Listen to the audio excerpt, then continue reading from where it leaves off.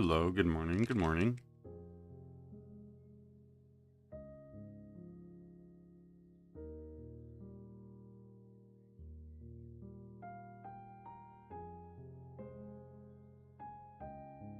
Nah, it's okay. I'm also just getting started with my day.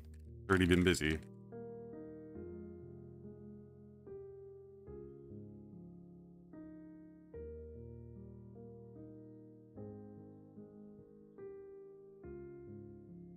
We live. Hello, nigga. Hello, hello, hello. Hi. Been a while. It has been a moment.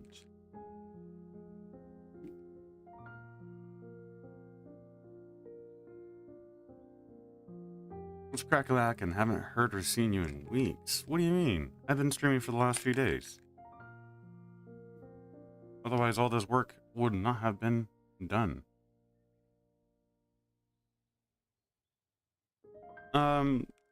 I mean, yeah, like I've mostly been just streaming. It's been just mostly work, streaming, and painting my stuff. In anticipation for the campaign, and to be quite frank, I'm just waiting for the campaign to kind of just get started. Yeah, yeah, I know. You've been also busy. I don't blame you. For whatever reason it is. But I've been around. I'm still here.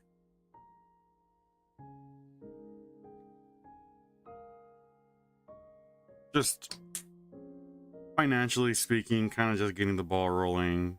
Focused on that too. There's this friend that is for this week. Yeah, there's been this friend, or well, he is a friend, but it's a coworker in particular who's been on top of like wanting to do a business. He's already run his own business on the other side, but he's interested in moving it over here. And he's looking for like a partner because it's just not feasible to do it alone. And I understand that side of it. So he's been talking to me about it. It's an interesting concept, and we're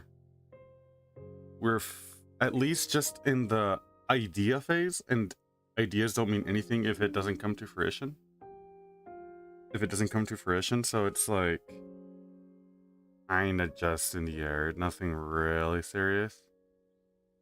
But he seems convinced that we're gonna make a business together, and I'm all for taking the risk to have my own hobby store because of the passion I have. But also, I'm a little, I won't lie, I'm scared to make the jump considering the amount of dedication and investment you need. And frankly, I've never done such an endeavor, and it would mean leaving behind painting, hanging out with you guys for a duration of time, because I'd be so much more busy. And the type of business is, so far, the concept is ramen. We want to do a good ramen. We feel like not a lot of places do good dedicated ramen. He specializes in Asian foods, more Mexicali kind of styled, like Mexico styled food. And he's interested in doing that. He also likes board games, but for the last week, we've done like some hangouts in a way. Think of it more like a business get to know each other kind of way. Like, it was chill and everything. It's nothing serious. It was just more like getting to know the personality of each other. He knows I'm a very serious, reserved person, and he's allowed person. He's outgoing, but he's loud. And I have no issue with it, but he has this charisma to it, and I think that's fine. He's also the food person side of things, which I'm not. And I've been interested in doing like a fusion between food and board games, like have some food options in the local space of where we play. He was thinking more along the lines of we sell food, like kind of like appetizers while you play. But I told him I don't like the idea of people eating around the models and stuff that we play with. Like, okay, it's one thing to snack on like something easy where you can clean your hands quickly, but like to have like drinks and stuff around like essentially rentable board games that we would own and let borrow, I don't know about that. The premise would focus on bleh, would be focused on having it be a game store and like a hangout space more than a shop. Really, it's a hangout space and food.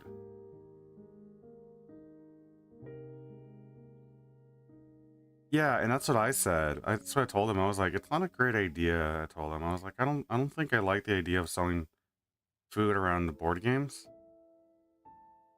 So what I told him, yeah, and that's what I said. That's what I told him. He has this idea that it's gonna be like it's gonna hit right off the bat, and I told him first off, I don't think so. That's two ideas. It's like opening two stores. I think one has to hit before the other. And I told him, frankly, my goal is a gaming store, not really a restaurant. And I don't want a restaurant first. So yeah, it's difficult. It's really difficult. If you ask me, I think between him and I, it's not really gonna be like a great business plan unless I give up the whole gaming side of things and focus on making it a ramen thing first, or we make a game store first, which I don't know. I was lightly touching on it last stream that the difficulties that come with owning a gaming store, and one of the realities I have to face is that it's most of my free time and my effort is going to go towards running this place, and it takes away a lot of my own personal time that I'm frankly really used to right now, like being able to do this at any time I please. Yeah, that's not gonna happen anymore. I'd have to focus my attention towards having the store float, not to mention probably at initial, like at the initial phase of it, it's going to be a lot of money wasted. I'm going to be wasting my own money to keep it floating. That means having to work a lot of extra hours at my 9 to 5, which is not even the great amount of money that I make. Okay, so the catch is that hours suck. The ramens locally really do suck. We had gone to San Diego, and my sister, Abram, one of the the other friend at the gaming store, a lot of people that I know, like generally, Valley food isn't that great. I'm sorry, but it just is not great. The ramen that we were thinking of was this specific inspired ramen from a San Diego shop that has insanely good reviews called Rocky Rocky, Rakai, based on Convoy, and it has insane reviews, and the food is of amazing quality. We want to do quality, is what I told him. It'd be like a smaller menu, but it would at least be a better, like, consistent bowl. Because the ones here are very cheaply made with just like maruchan noodles, which is like, don't get me wrong, like some people like their simple food, but we want like better udon, for example. We want to make it better. You've been to Rocky Rocky? Nice. Yeah, again, we're thinking of more of an official quality with a certain acquired taste, because it's not for everyone. I know this friend, yeah, SD quality ramen. Because I had one friend out of so many people I've taken. I've eaten there about like 25 times now.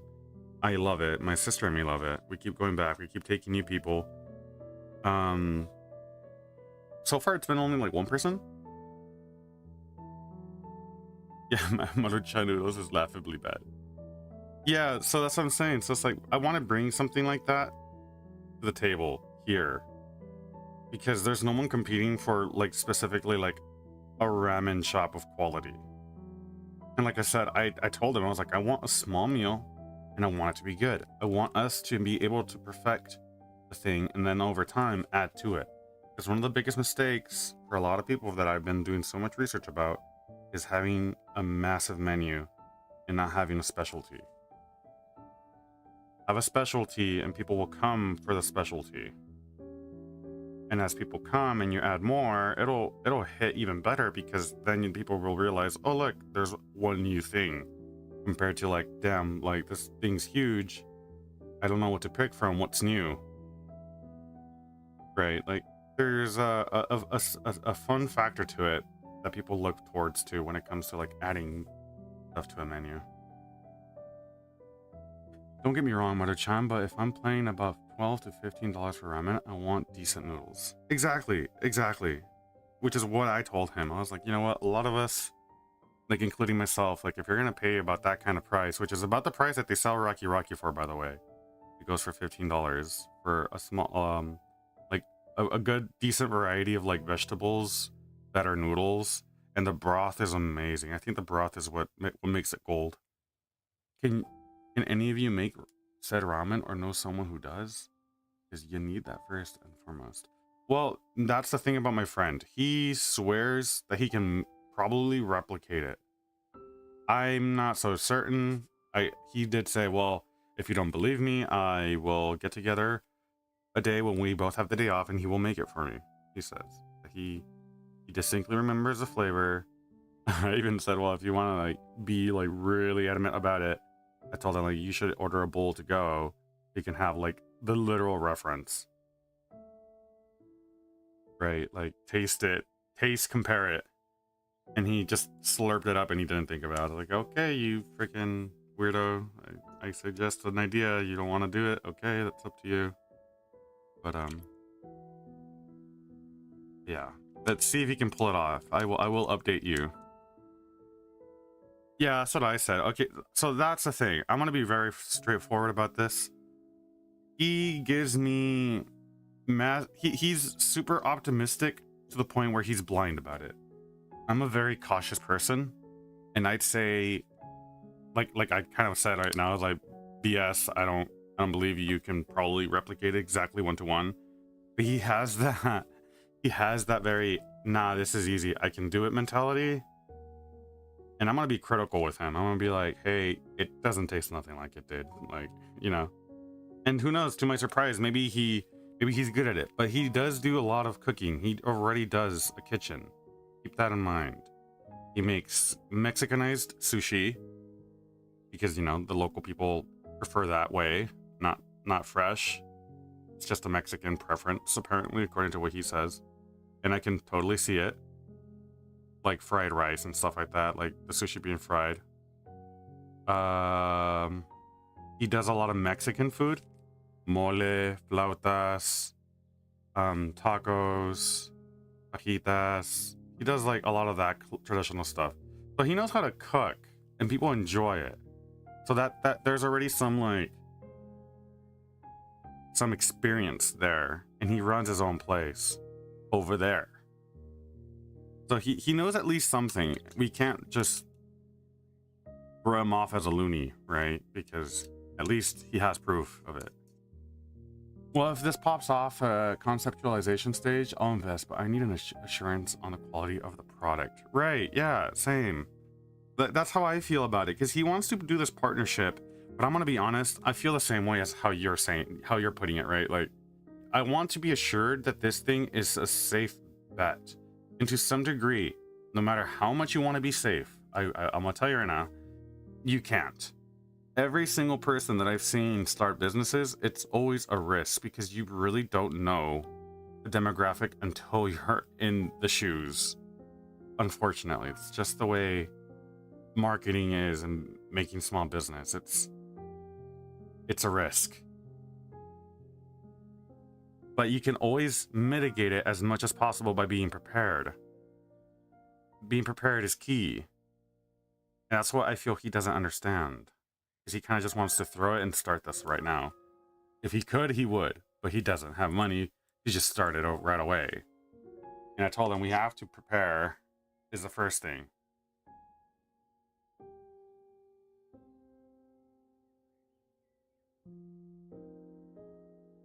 Yeah, precisely, as I said.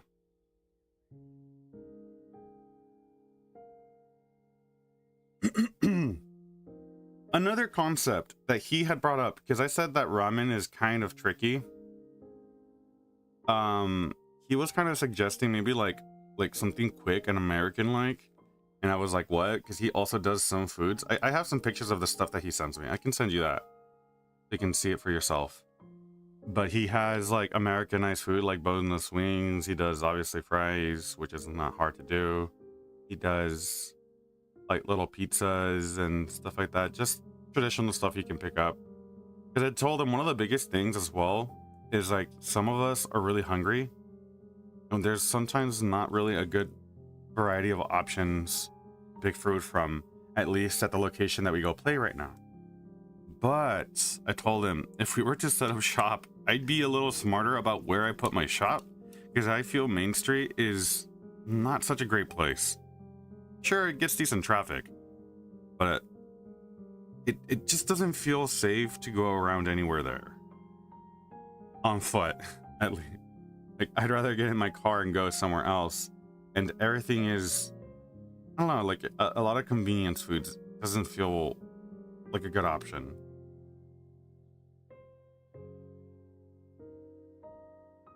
I personally, and I was talking about it last stream, like I said, if I had to pick a location, I would honestly pick right next to where Aldi's is. There's those lease buildings that they have with like the stone walls and stuff. I think right next to, yeah, it's right the same buildings that the T-Mobile is based on. There's also like a dentist location there. I really like those buildings. I'm gonna be honest. I really like those buildings, and I like the parking space there. I feel like I'd be safer out there, honestly. Yeah, there's homeless people everywhere. You really can't avoid it. But if I had to pick, I'd go out there. I'd like to do the mall as well, just because there's so much foot traffic there. Even though it doesn't seem like it, but it has its seasons. My issue is I feel like it's too far from everything and not close enough to one thing. Like, you're not really catering to any single city, if that makes sense. And most people there they go stop by for either the movies or like grocery shopping for like the Mexican people. Which is alright, but I don't know. I feel like most people that do that don't look for a gaming store. Maybe the food, but I feel like it's rare. I don't know. I gotta look more into the demographic. I just saw a video yesterday that had an application that based off of that actually measured like traffic flow and like most stopped locations according to satellite. I'm gonna check that out when I get a chance.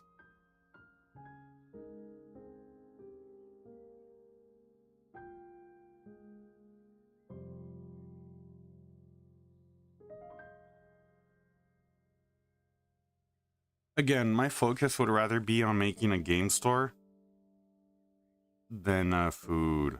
That's still my thing. It's just like, if I'm gonna invest, I kind of rather invest it in what I want. But also, I do see, and I see it as a recommended thing, but finding partners to run the business, and I feel like he's the only person I've met so far, but I don't want to have just him as an option, if that makes sense. And he seems so convinced, and it's like, it's a little sad, but It just might end up bursting his bubble and just say like, yeah, I don't think this is gonna work, dude. Like, it's better either we work together towards one similar goal that we both want, or nothing, because this isn't a light decision.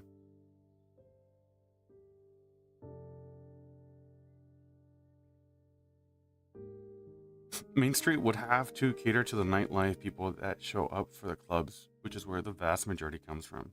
You honestly think a lot of people are night people there? Is that what you're saying? I feel majority of people don't even go out, period. At least valley-wise. Because every time we leave shop, like late at night, there's not a lot of people. Not a lot of cars parked in any one said location. Feels pretty abandoned, in all honesty. At least that's how I feel about it.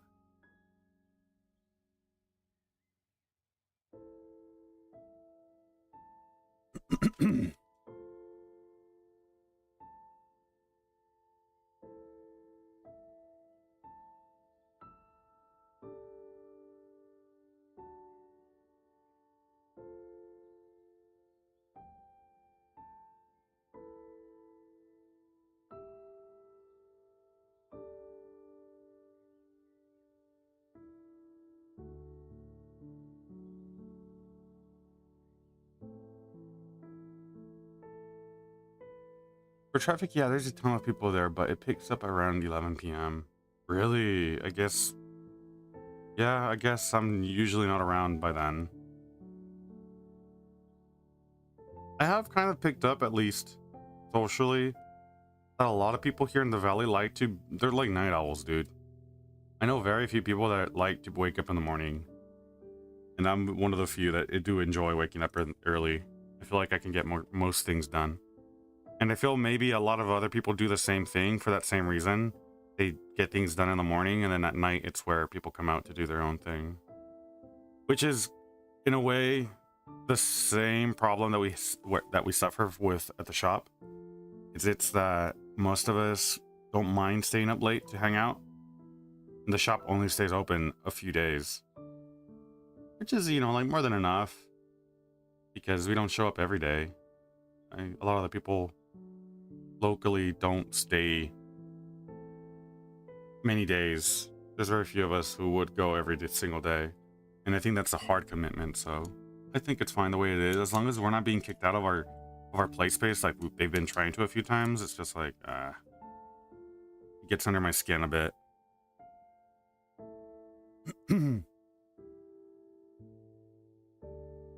Yeah, it's the heat, huh?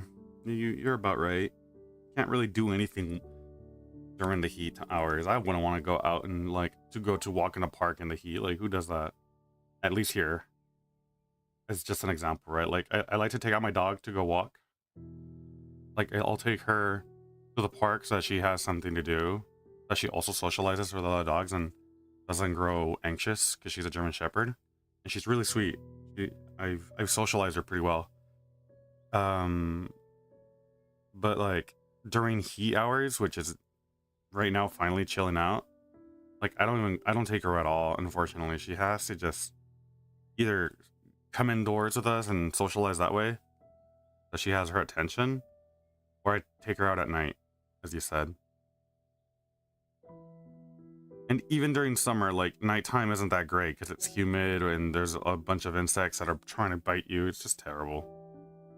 The valley sucks generally going out. It's one of the reasons I told my my friend here who wants to do the business idea. I told him also, I was like, you know what? I don't think the valley is a nice place to do things generally.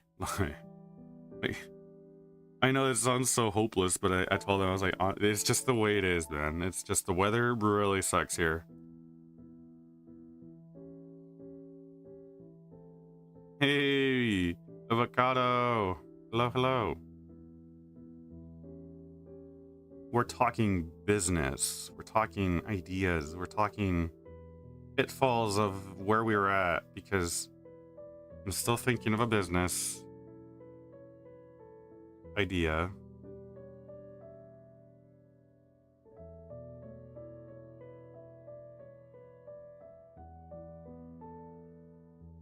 I'm gonna be honest. If I had one thing that, like, I really want to run in my store, because I'm just content, and obviously it's not going to be the money maker. But the two products I would love to have in my store would be paints and play space. But I know that's not going to be that's not going to run the store at all. Those would be my main things, and I think the play space is probably the easiest part because I already have a lot of my work done. I've had the concept of having my store for so long, which is why I've bought so many mats. I already have plenty of terrain that I'm protecting.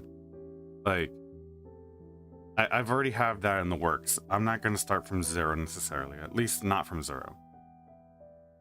Open a Raspado store? You have no idea, but you're not wrong. Like, it's easy. It doesn't cost a lot to actually have it, because that's what my friend was saying. He was like, maybe dude, we should do a Raspado place, because the permissions for it and the like the extractors and stuff that you need for like a kitchen and stuff, like, it's so expensive. And for a Raspado place, it's just really the refrigerator, a place to wash your hands. If you have people sitting in, like, refrigeration, like proper AC, good lighting, and that's about it. Like, you don't have to worry about like drains, proper ventilation. You don't have to worry about food handling permits because it's not raw products. Like, it's just so much easier. Now, my thing is, like, there's so many Raspado places, and I think for that same reason, because it's easy. Now, if it's easy and it still hits, there's no problem. I honestly do not see an issue. Like, okay, like, if we have to do the necessary evil, which is open yet like a fourth Raspado place, so be it. If it means I can open my freaking game store, sure, why not? But I want to get creative. Raspados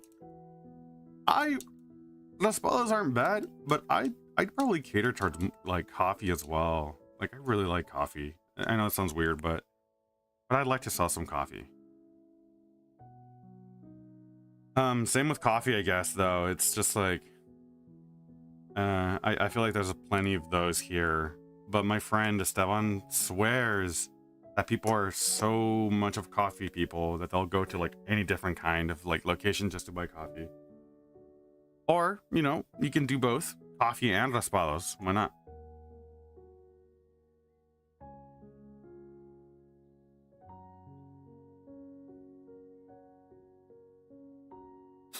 But then the issue is you're competing with all the other Raspado places, and Main Street is so awfully close to the one on 4th Street. There's one on 4th Street, and then there's one on Adams, literally right across the corner of Main. And that's the only reason I don't want to do a Raspado. Like, there.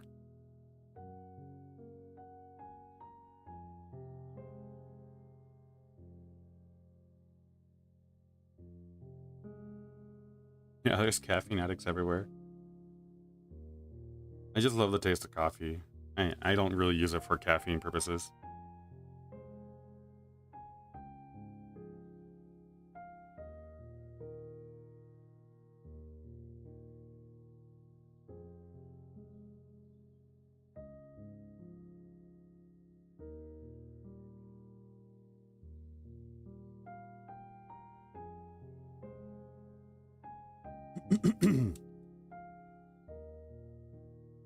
And like, in terms of like the miniature scene, the good thing, and I know it's just terrible, but because I'd be the only one, I know I would get the traffic for like miniature players and stuff, like, rather than Renee's, who doesn't really host it as like their main thing.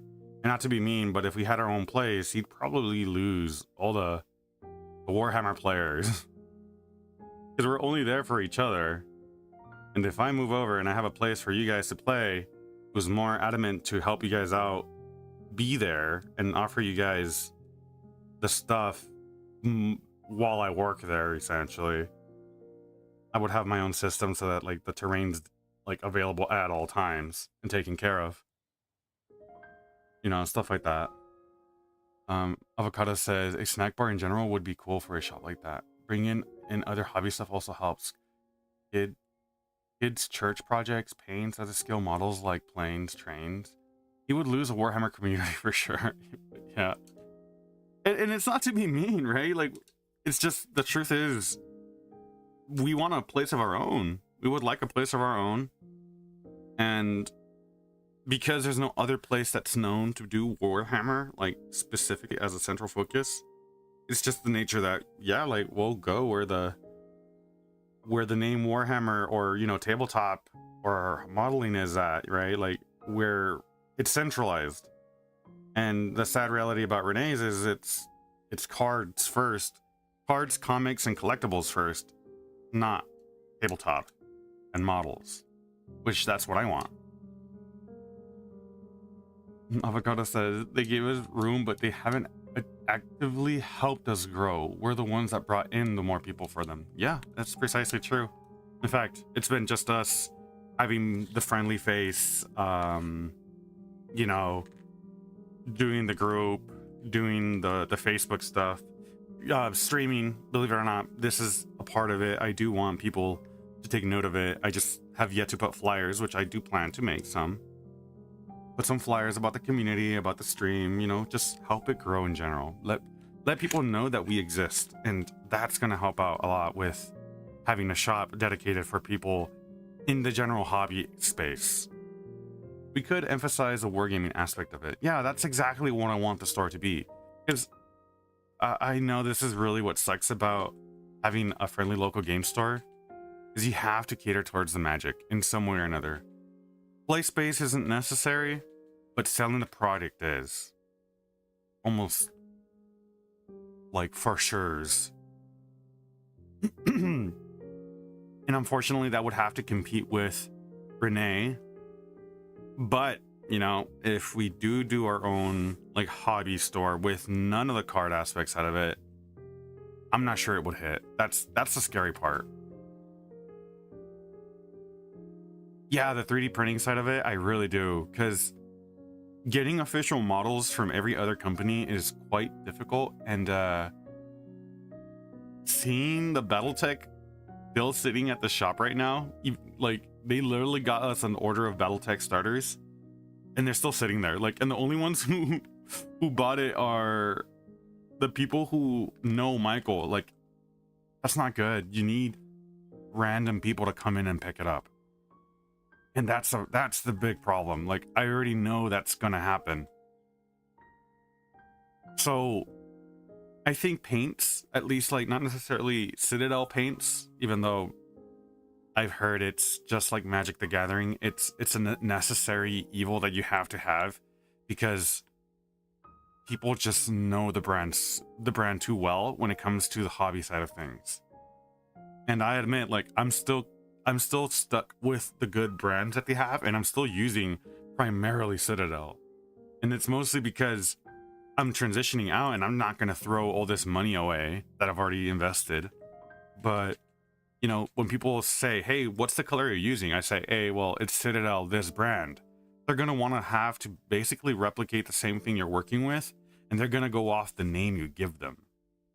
And I don't have other readily available other brand names, if that makes sense. Like, I'm not going to tell them, yeah, this is Vallejo Brown, even though it clearly says Mornfang Brown. I can, you know, move people towards it, but the other truth is, Citadel is more readily available than any other paint.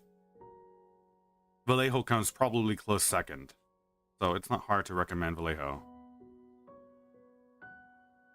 Yeah, 3D printing would definitely be awesome as a service. I know that would bring in more people who are curious and don't want to break the bank. The valley is relatively poor. Really, the Battletech was bought for us? Did it all for sure. Yeah, the Battletech there was, well, first off, Renee Jr., the guy that hosts, he's good friends with Mark and Michael. Like, they literally see each other as friends outside of the shop. They know each other first. Friend first, you know, business after.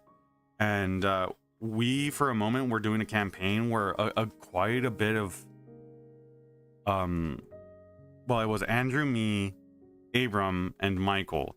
We were playing constantly on Wednesdays, and since he had not a lot of people on Wednesdays, we basically got his attention and he was interested. Like, he likes the mech stuff. So that was already a bonus, like, from Renee Jr. So he likes the stuff. He knows Michael and Mark.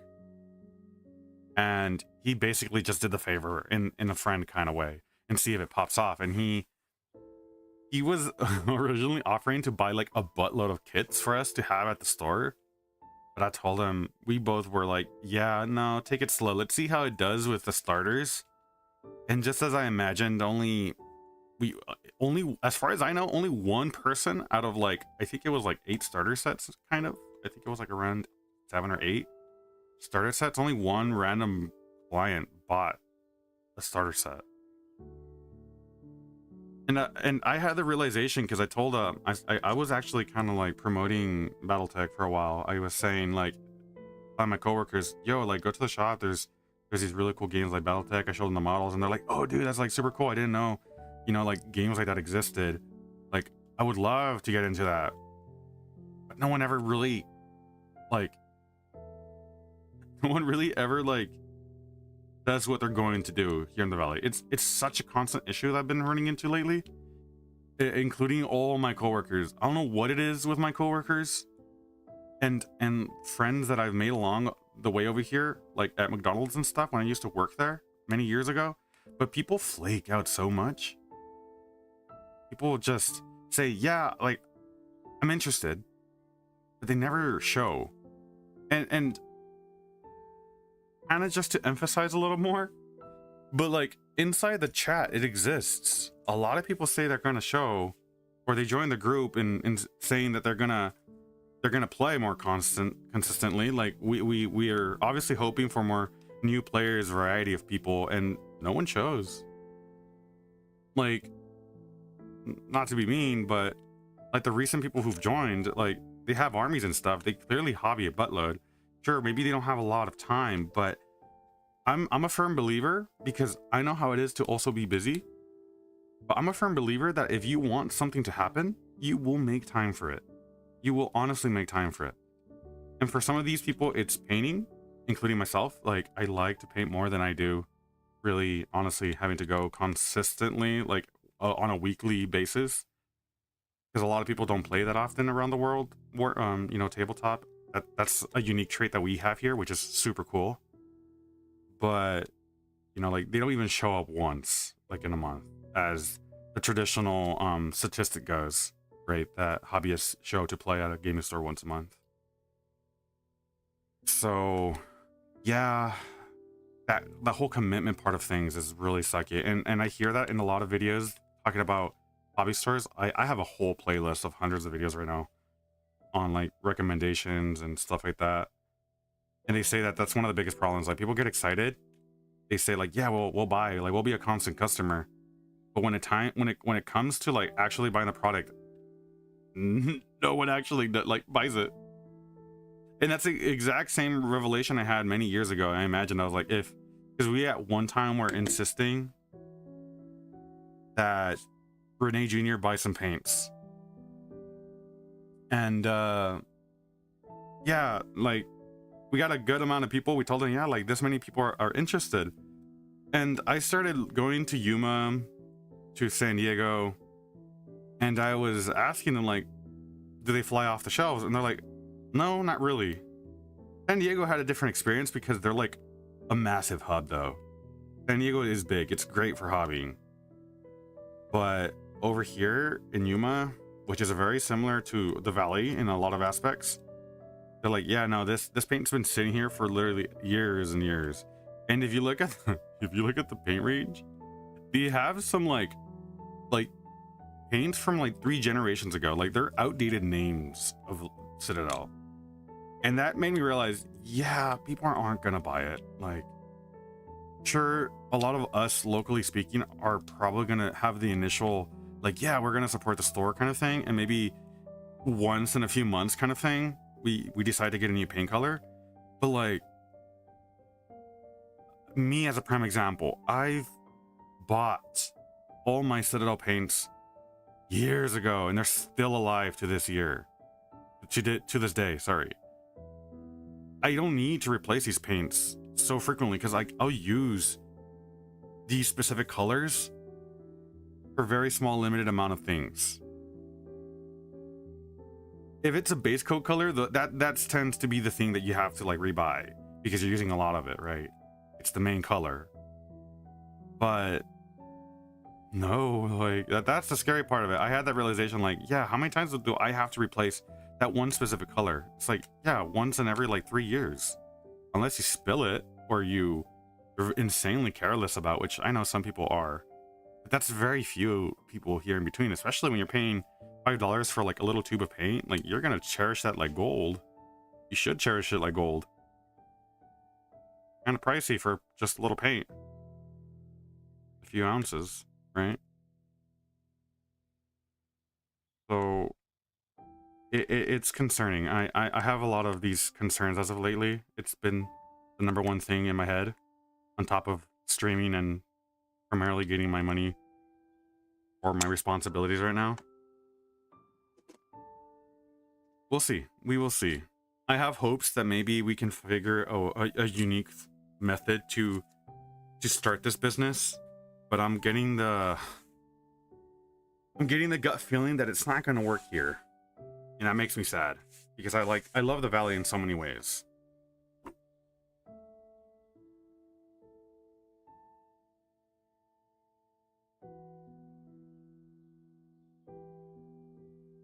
Right, finally this thing can hold on to them a little better.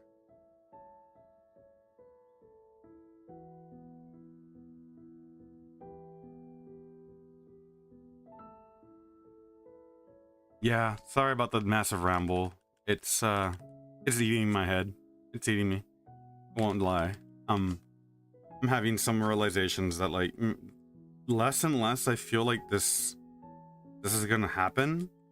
But the thing is, I'm not gonna let fear consume me, so I'm so willing to throw myself at this because it's what I want. It's just I have to be really safe about it too. And these thoughts are a part of that, you know, assurance.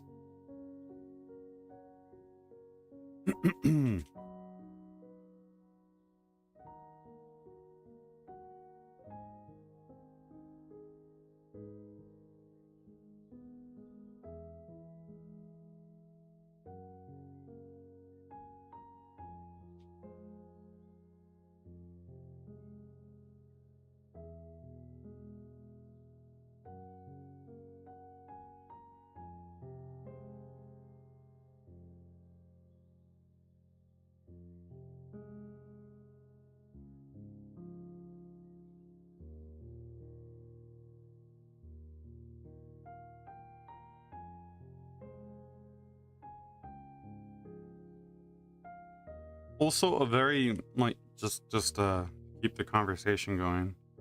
But one of the biggest issues about like American spenders is that we like to find the cheapest options many times.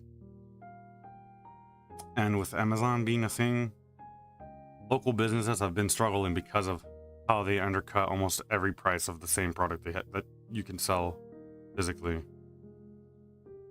It has to be an immediate necessity kind of thing where you're not willing to wait for the product kind of thing. But the thing about wargamers that is just a notorious trait that we have is that we're very patient people. So Amazon is very enticing because it's cheaper and you don't mind waiting for it.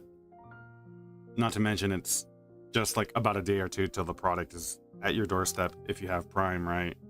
Which a lot of people use so much of Amazon, you can practically assume people have Prime.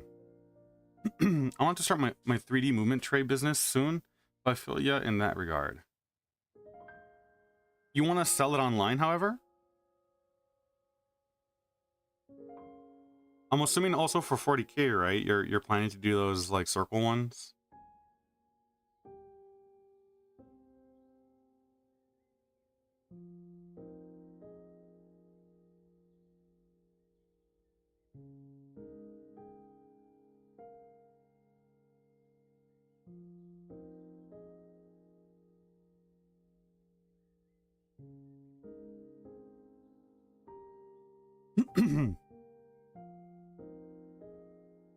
I like to cater towards 3D printing and selling models like that.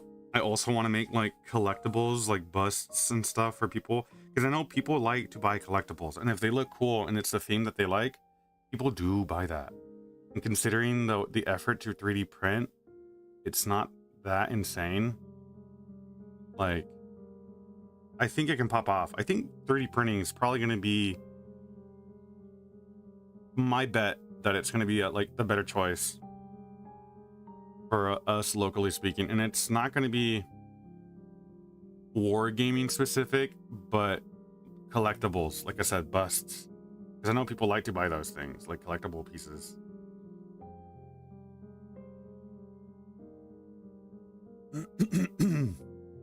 I forgot to get my water.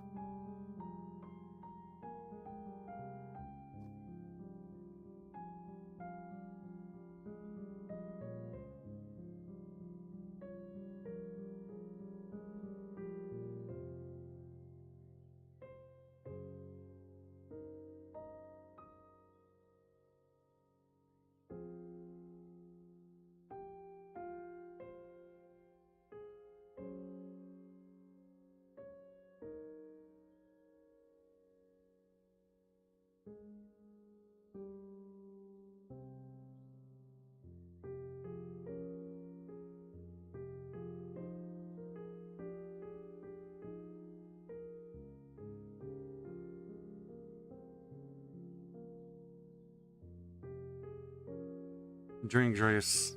Yeah, I should probably go get my water right now. Let me just finish up these last two guys before I get mixed up and forget where I'm at.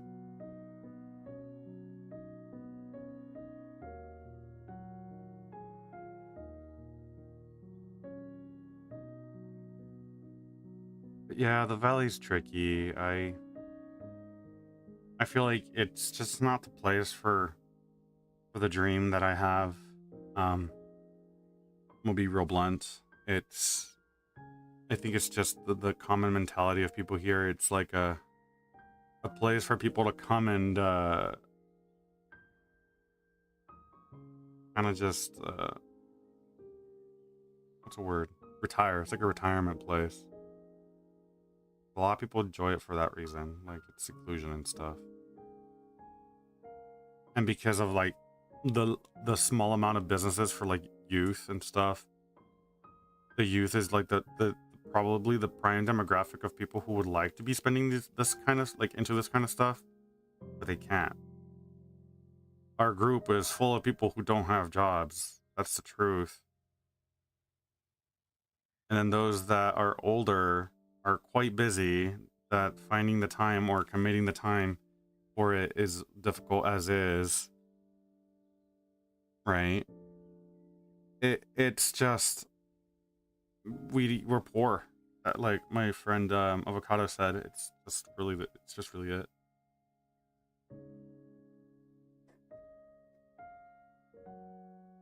It's circular movement tree, so it's for 32, 25 bases. Yeah, dude. So I still am willing to buy some square trays. I got some files for some already. I was gonna ask if maybe you I don't know if you have an FDM. I was gonna ask Seb because he has a printing farm that he has. I was gonna ask him to print some square ones for me. So as well, Michael. He has his brother Mark has a new printer. Caveat is, yeah, I think his isn't so big. Like the printing bed is quite small, but you know it's probably big enough for some trays.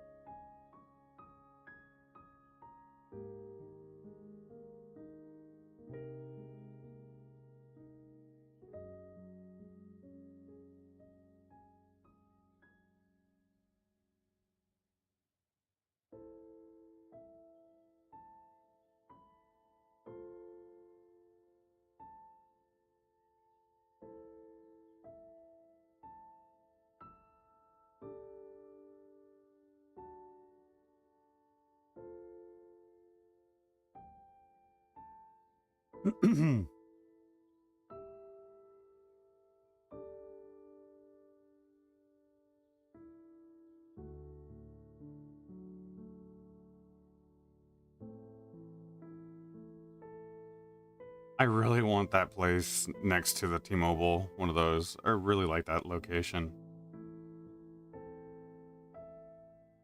But I'd have to look up the traffic near there. I mean, Imperial Avenue has a lot of movement there. It's just, I think most people use it as just like the quick transition through the city kind of thing. Realize that our hobbies are for people with money, and those people are going to be long-time customers. One wishes new people would join, but there does exist a paywall to get into. Sad but true. Oh yeah, you're most definitely right. You are most definitely right. And yeah, I agree. So too. Like usually those who do decide to kind of make it in, they get very involved. It's been very few people who've bought in the set and are like, yeah, like not for me. And many times, at least the people like I said that I do know who've bought into it, it's mostly because they don't make time for it. Like the moment they get hooked, it almost seems to never fail. The initial price is really difficult. And that's the thing with like 3D printing. If I do decide, like, let's just say we decide to make like 3D printed armies to sell, or like combat patrol styled like sets at our like store, if we decide to go that route, um you know, like it's not so cheap. Yes, probably better than GW, but some people see the like I don't know, $40 on something and they're like, oh god, Jesus, like that's a lot. It I don't know, I feel most people find like 20 bucks already to be difficult as is. And I think rightfully so. The economy is so screwed up. It's just like $20 is the new $1 bill, as I like to say. Like it gets you almost nothing.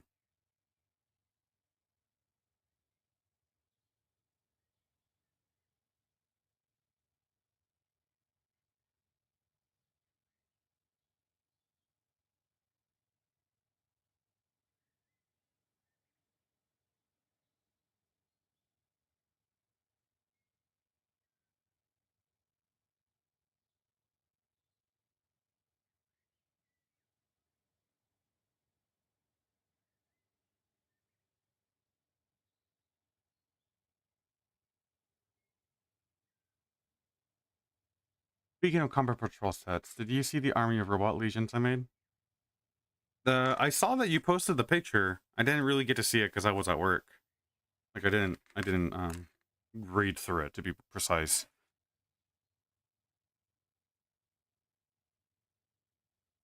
Right, I'm gonna go get some water real quick. Be right back.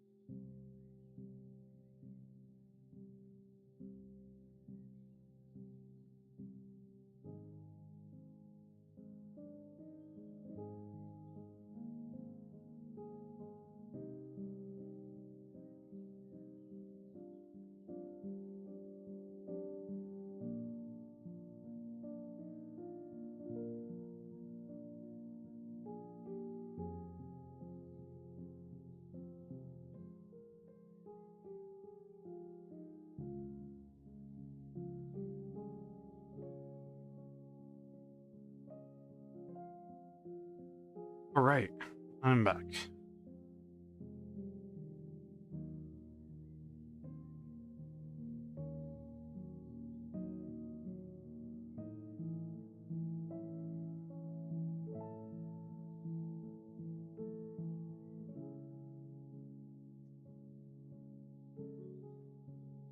With how expensive Warhammer and their prices keep going, 3D printing is seeming more and more better and better every single time.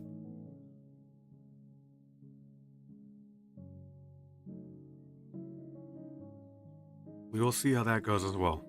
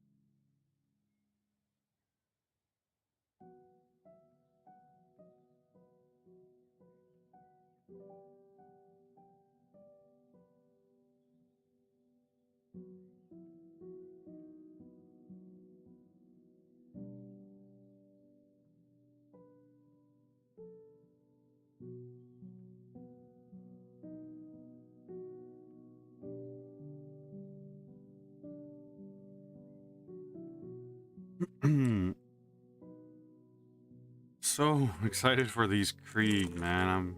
My army's getting me excited. This campaign has me excited. Custom units has me super static. I'm thinking, I was just like, you know, like everyone seems to really want the idea of making custom units a thing in OPR.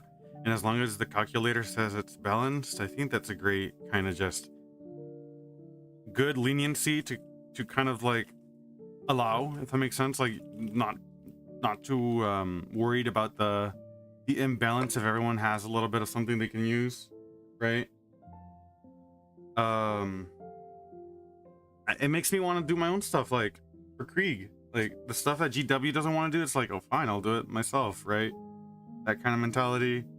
Like right now, the Hades breaching drill for the Krieg is not a thing. The Rough Riders is not a thing right now, even though supposedly it's around the horizon, but we don't know precisely what's coming. You know, like that kind of stuff. Incorporate it into a unit. We don't have Grenadiers right now, you know. Add it. Add it. Add it to the roster.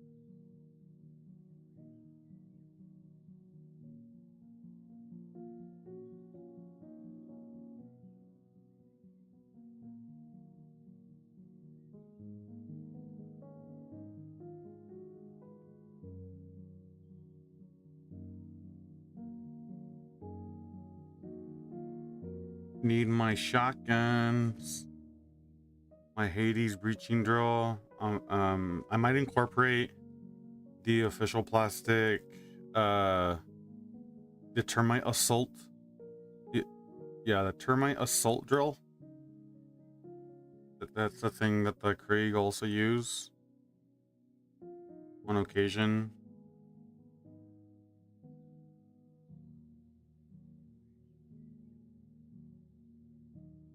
But the shotguns would be awesome to come out of those. That's usually the intended use of the Grenader squad. The engineers also with their mortar teams. Ooh, so much stuff that 40K doesn't have that we can incorporate in one-page rules because of the calculator. So cool, so cool.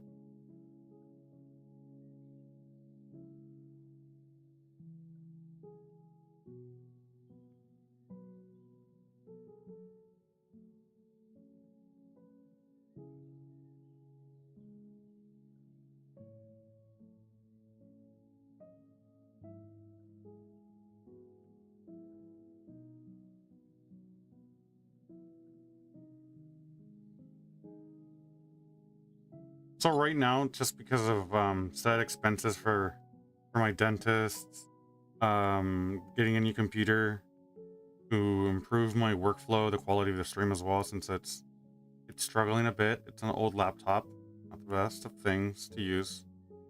I did an upgrade, focused on getting my rent of the month paid. I will hopefully be improving a lot of these things. Also, let's see here. A little focus. I want to get this paint everywhere.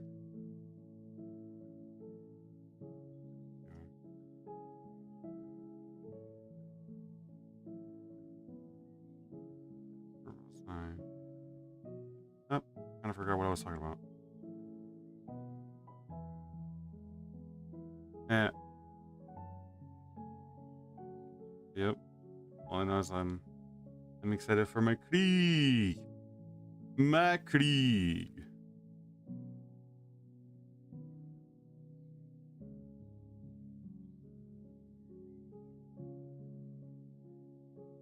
Oh right, that's what I remembered now. Because of all those bills and expenses, I don't have a lot of spending money for myself. But today, when I was doing some package returns before I started streaming, I passed by Michael's because I had dropped off a package at Staples to return a product. They have those winter trees that I have for the winter map, and I was waiting essentially all year for the holiday to finally rear its head so that I can buy more of those, because I want to make like a little bit more of a foresty area with them. I really enjoyed those trees. It adds so much to the scenery of the winter map. And I think they're going for like $40, 40% off from $25. That's pretty good for some trees. Some good looking trees. The Krieg!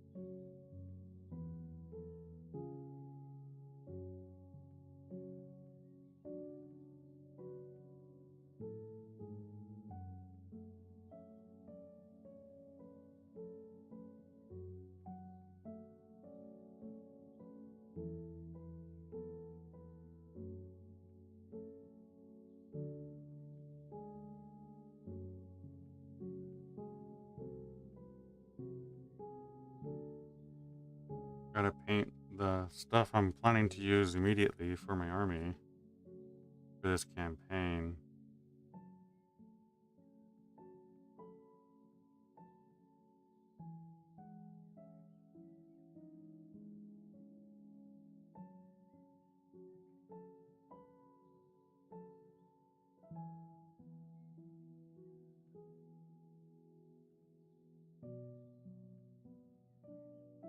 That reminds me. Holy crap. I just remembered. I gotta get those custom stratagems that we worked on to you.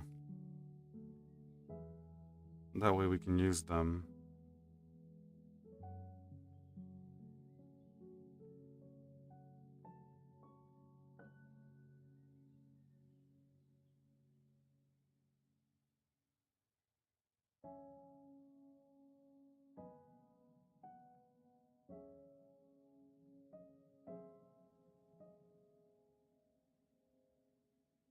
Gotta improve the mounting of the light, the camera position as well.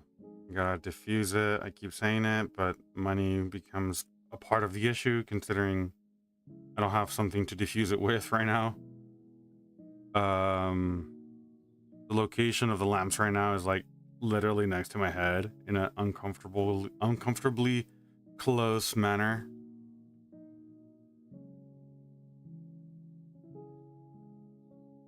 Get the what? Sorry. I'm a little confused with what you're referring to.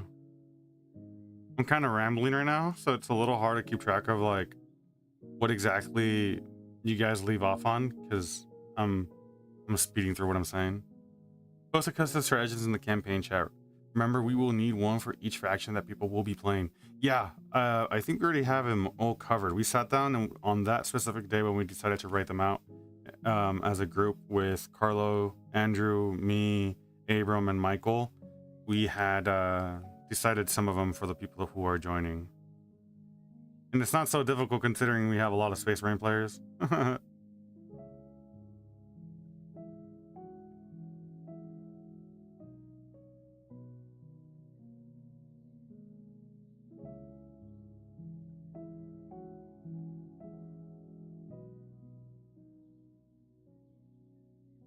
Are you working today? Are you joining me through work? I'm assuming you are.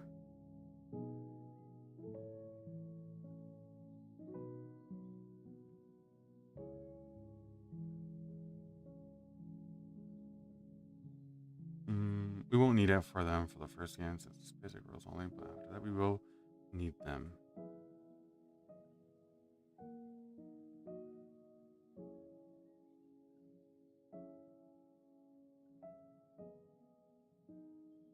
Fine papers. Okay. All right. Nice. I appreciate you helping as always, my dude. Thank you.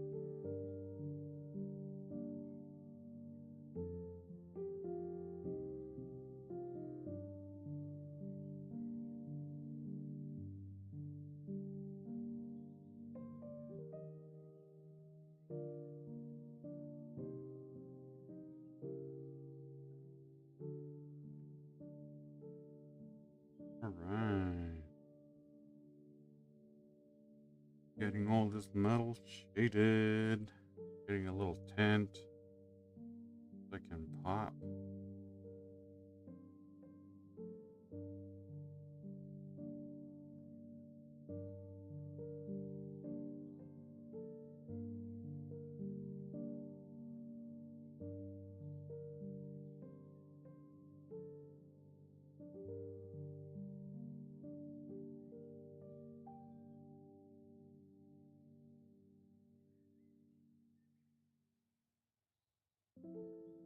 The death mask looks sick.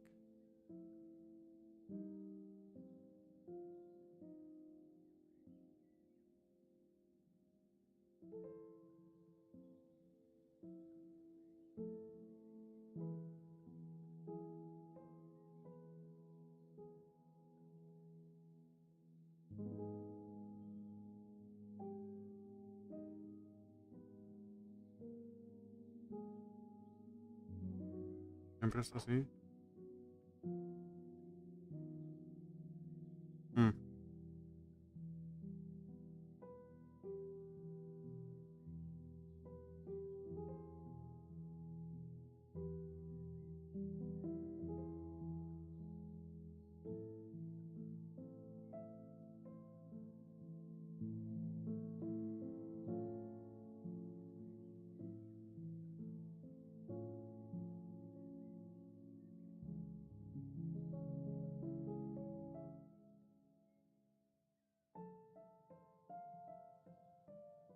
I'm pretty sure they have a license fee.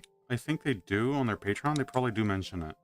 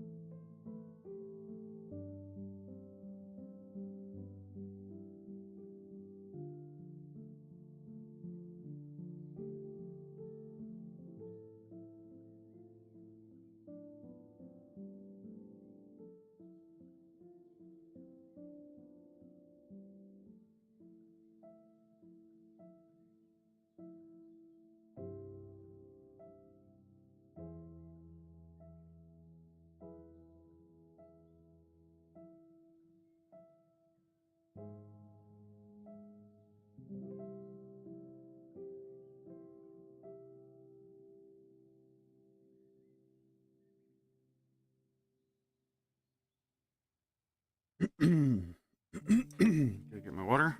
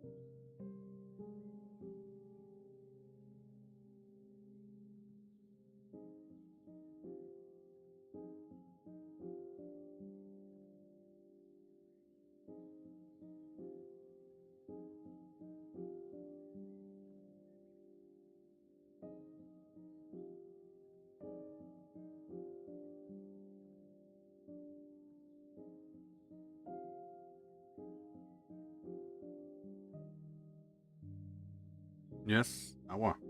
Water. Water. Water.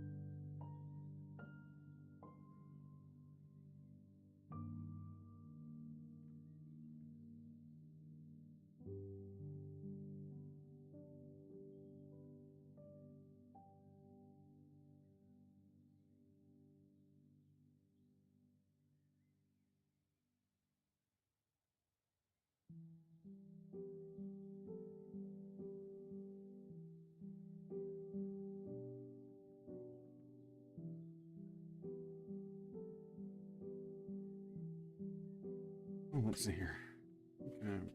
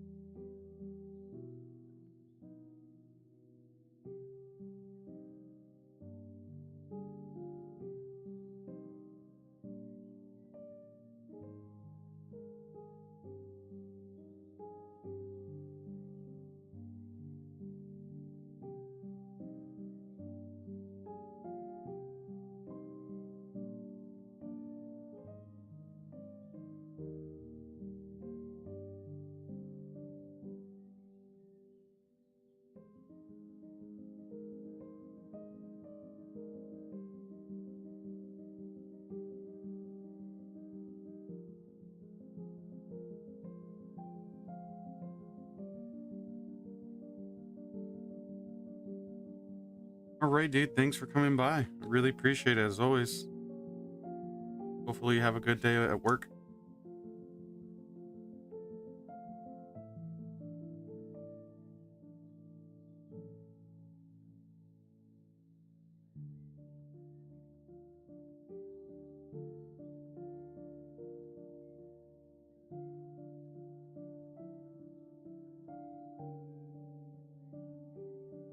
Dip means to leave.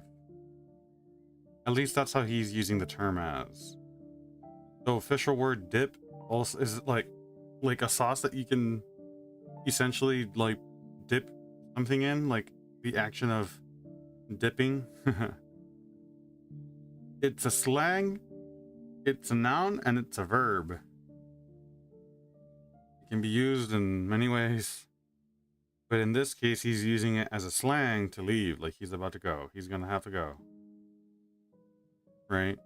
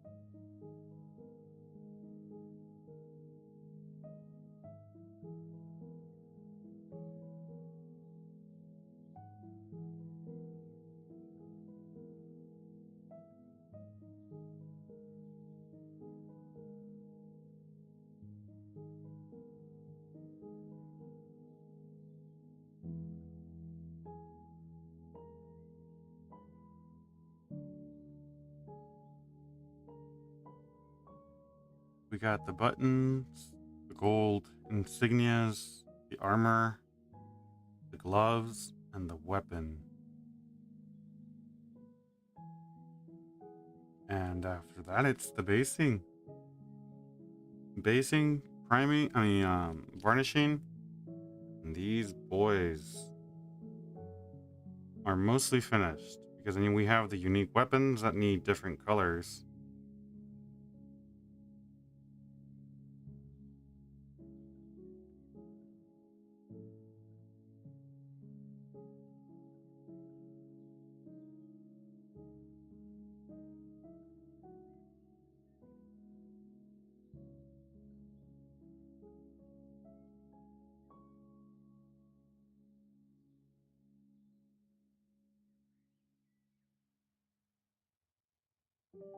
No, the gloves.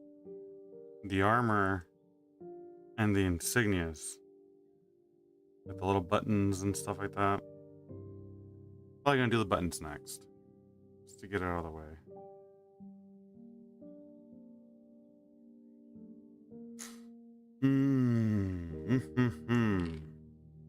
Then we have the special weapons like the plasmas, the sword, the melta, the briefcase for the medic.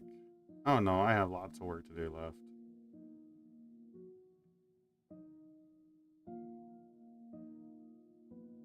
I'm nowhere near done.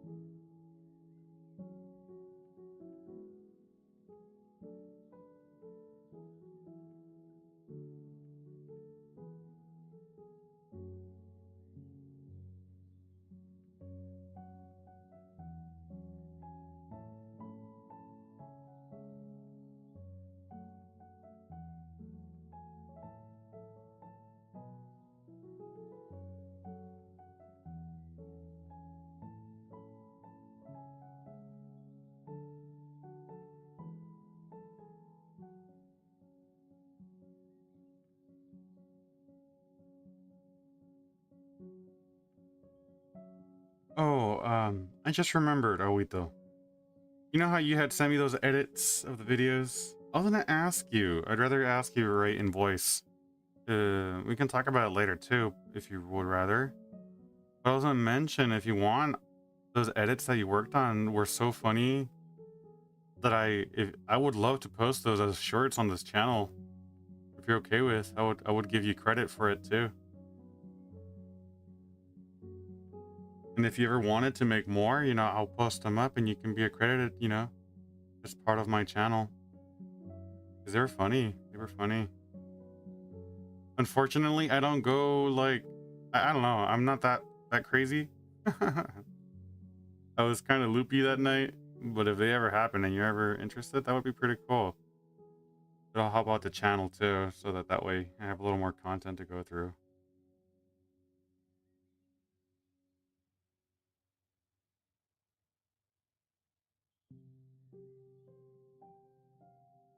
it's all up to you, of course.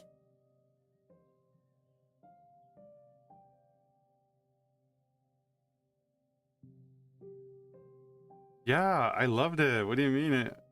If I liked it, I loved it. It was so much fun seeing it. I thought it was so funny.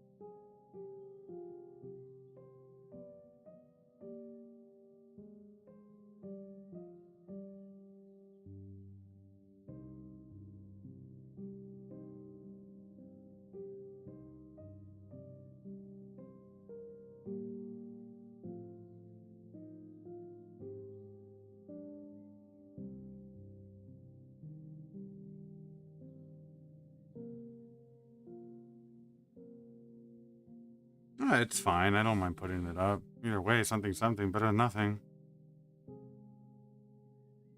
You gotta start somewhere, you know?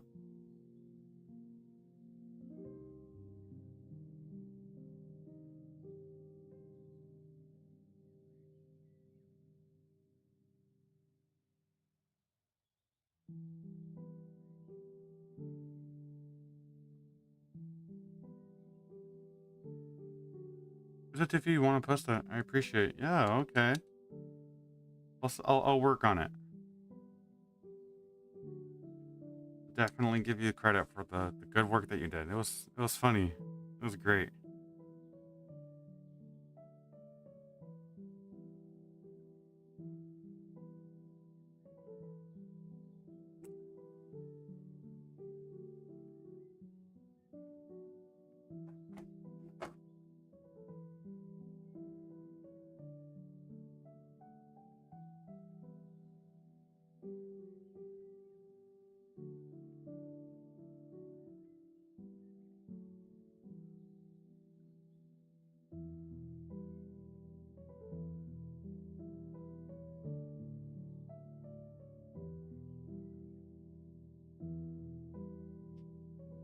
I'm gonna try with new app like everyone uses now.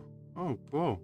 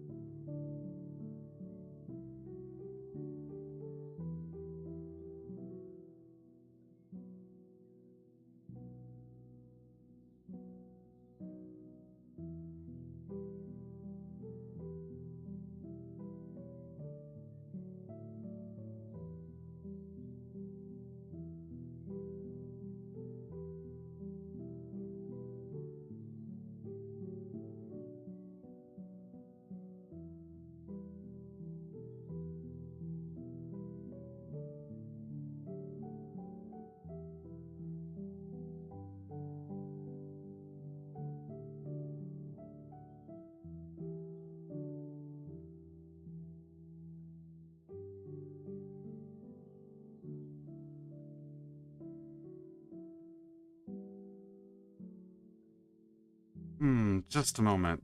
My parents are getting a call and they left the phone inside and they're outside. We're back.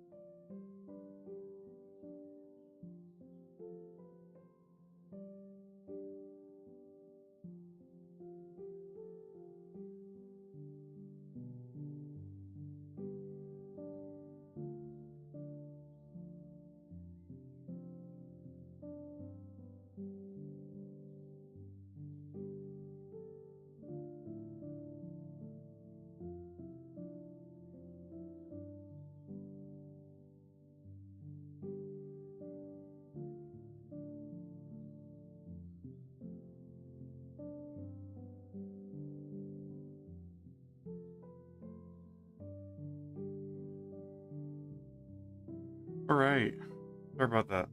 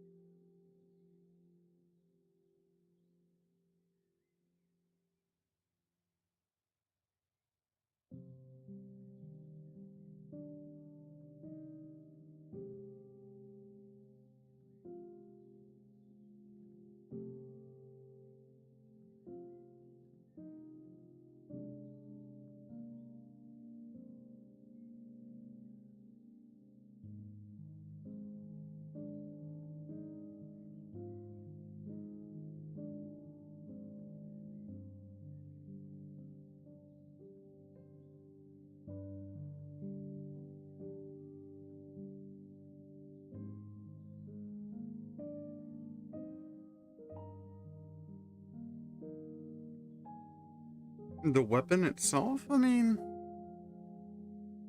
it has a fair amount of detail, I guess. Not like, not insane. Just your typical weapon.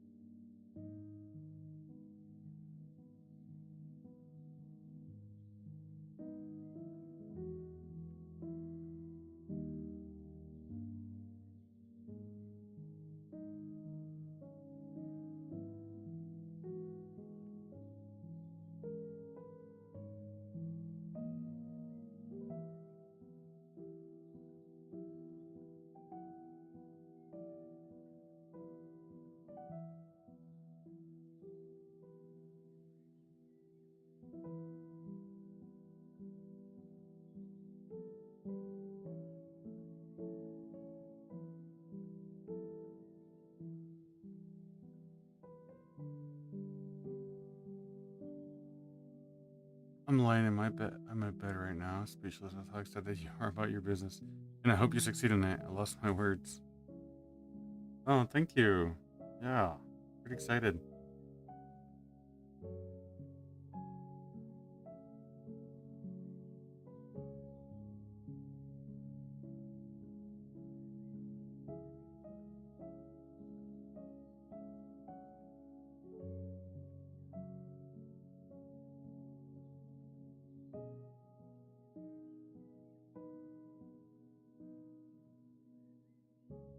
Yeah, as you can tell, like I have a lot to say and think about the business, the shop that I ramble on really fast, and I imagine it gets a little hard for you to follow.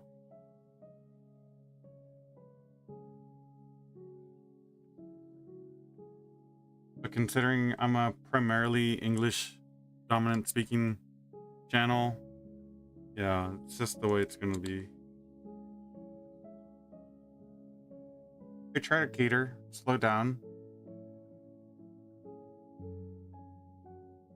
but I can't do it forever.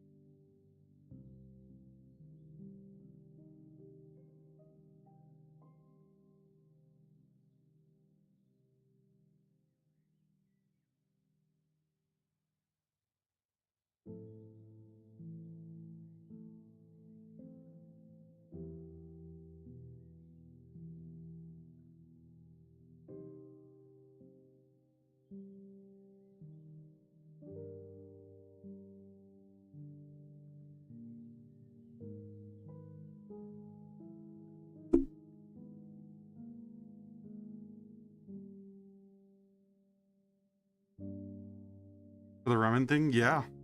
Yeah, it depends. It really depends on my friend and how that goes out. Maybe it's worth not partnering with him and do my thing first. Or who knows, maybe it would be a great idea having a fusion of food. But I don't think both are gonna work together. Like, it's either one or the other. And that's where I'm having trouble kind of like trying to figure out if it's even plausible to begin with. Like if it's even possible for such an idea to happen. Because the sad reality is not every idea is a good idea. It's just truth. And I'm not afraid to face that. And this friend of mine, I feel he doesn't have that that mentality to be, you know, like he's not afraid of it. And he's even said it a few times. It's just kind of like a skepticism that I have of him, where he's like, I'm gonna make as many ideas as possible until one hits. But the goal is make only one idea that you hope hits because you don't have that kind of money to throw. And he makes it seem like he has money, but he doesn't. Unless he's a secret millionaire. In that case, let's do it. But he's not. He's not rich.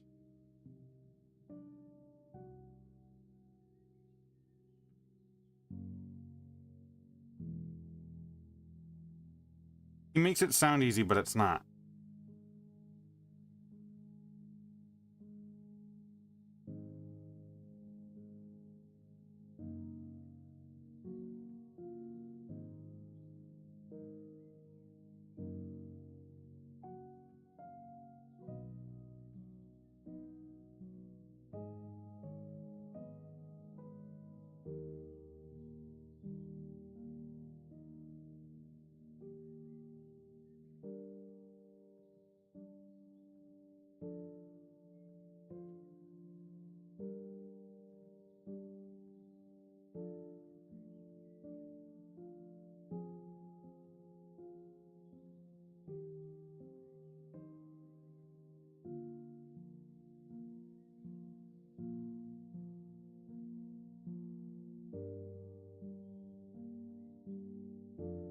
Really anticipating the computer part to get here today. Really want to plug it in and test it before I go to work.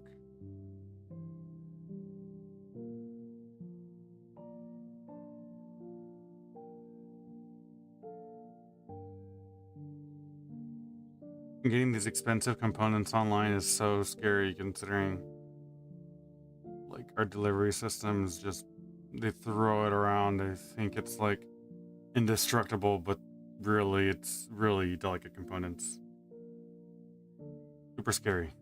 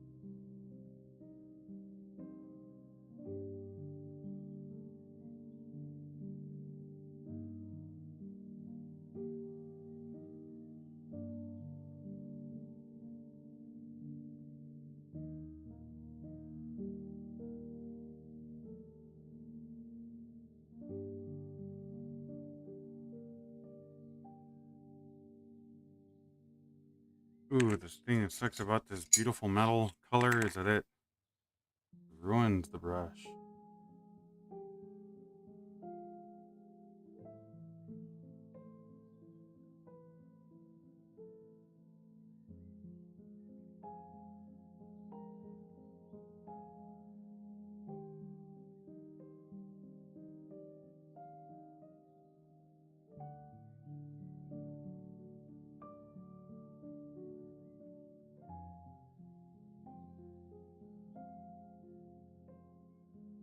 Yeah, like the hair strands on the brush, it just ruins it. It separates it like crazy.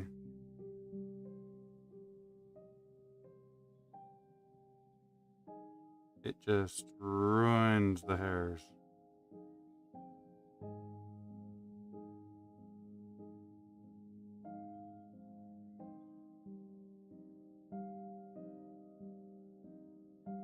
Like the metal looks nice, but it is harsh on the poor brush.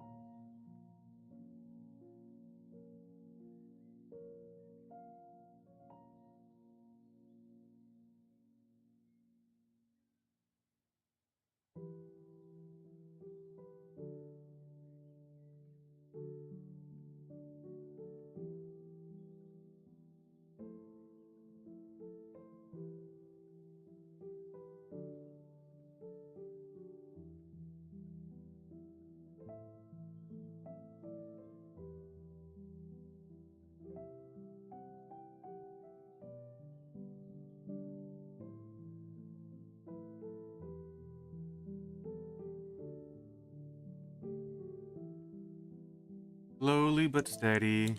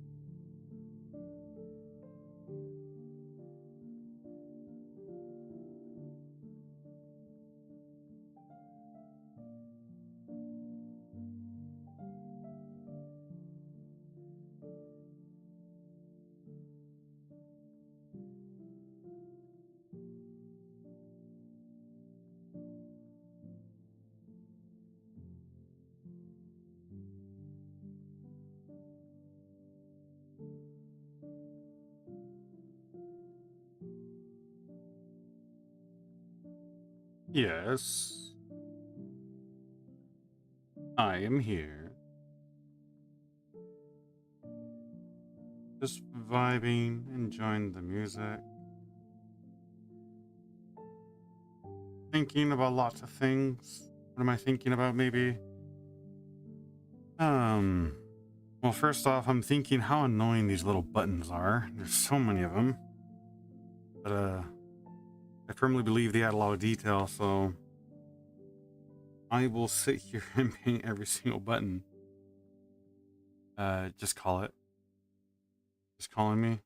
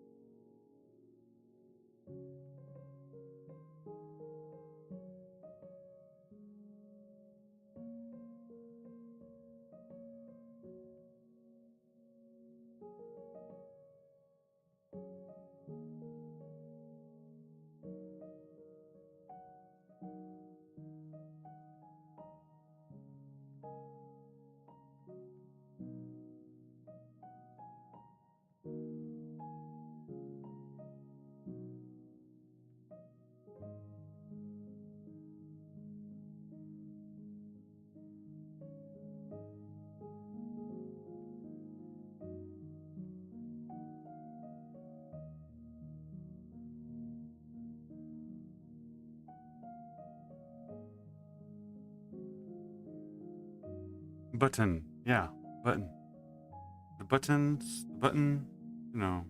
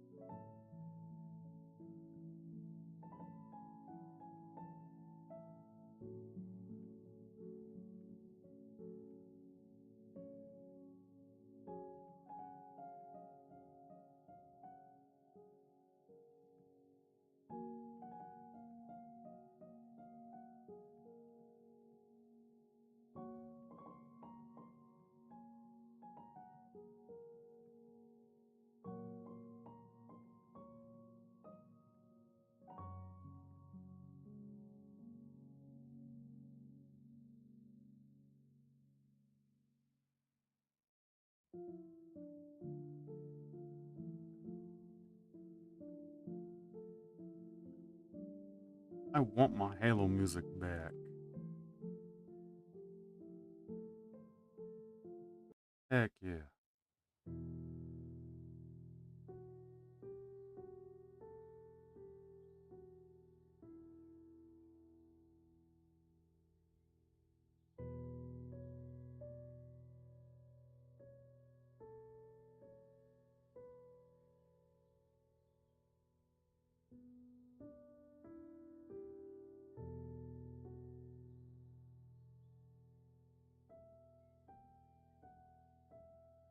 Let's go, Halo.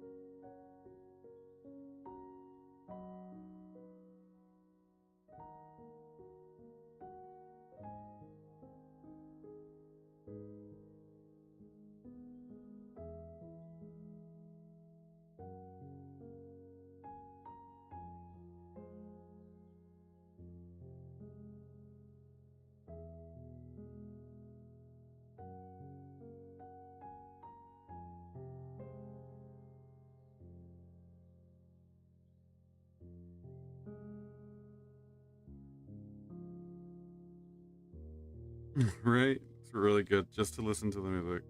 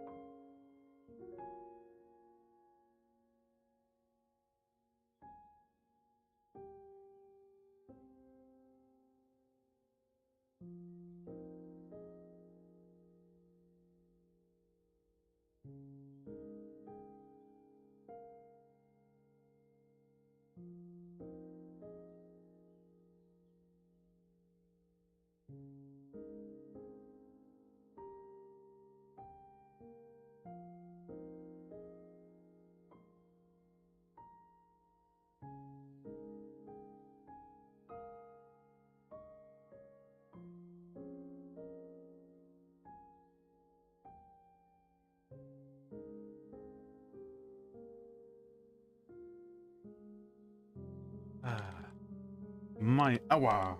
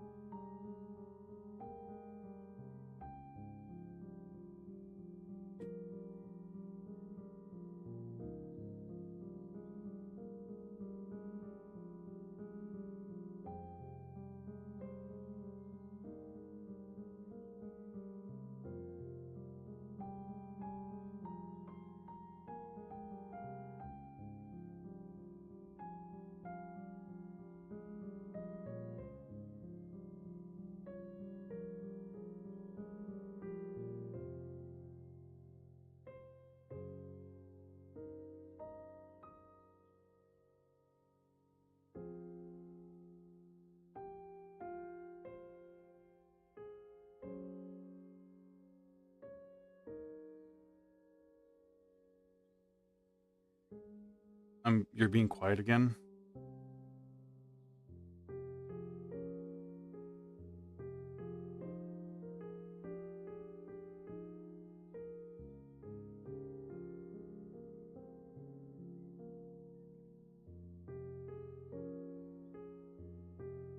Um, I guess I'm just a little focused on getting this done. My bad, a little bit. Still just getting used to just bringing up conversations. And I guess anything goes, really. That's the problem.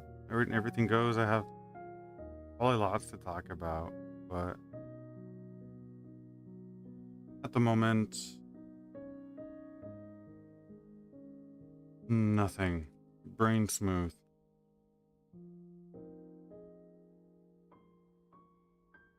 I guess I have a lot to say. It's just also I'm a little reserved. Just the way I am. And I guess I do have the genuine fear of like having my opinions out in the internet kind of bite me. Really.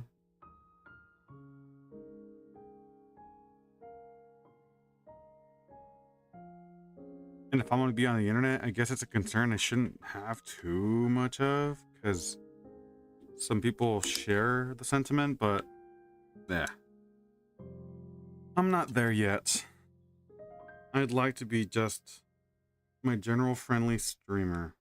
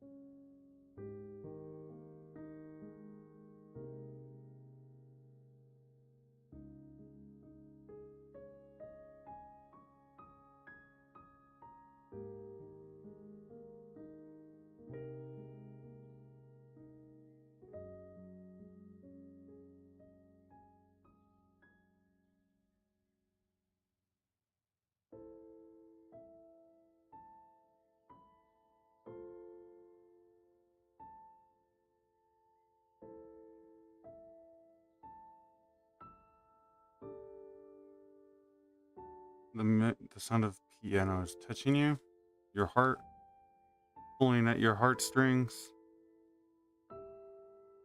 It's a saying in English, like it's sentimental, full of emotion, right?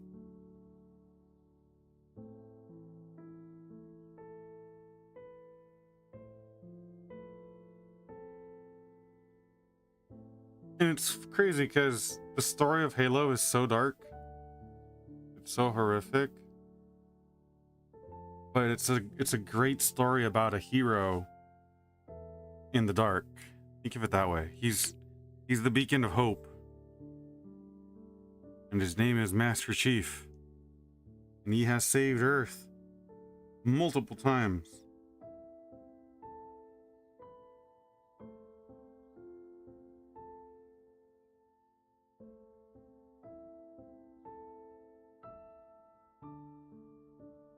The antimeters.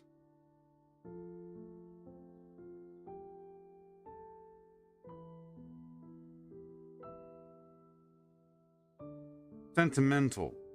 Yes, as in like emotional. Like it's pulling at your heartstrings. As I explained, it's like, full of emotion.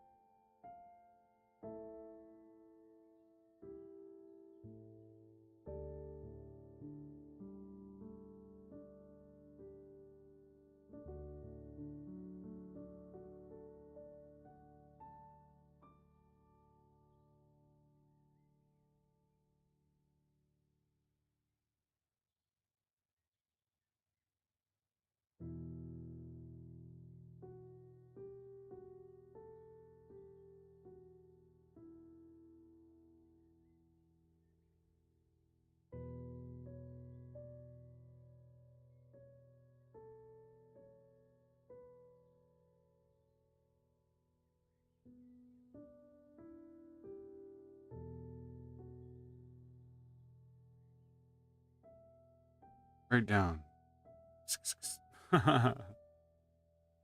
Writing it down. Gonna have to remember that one, huh?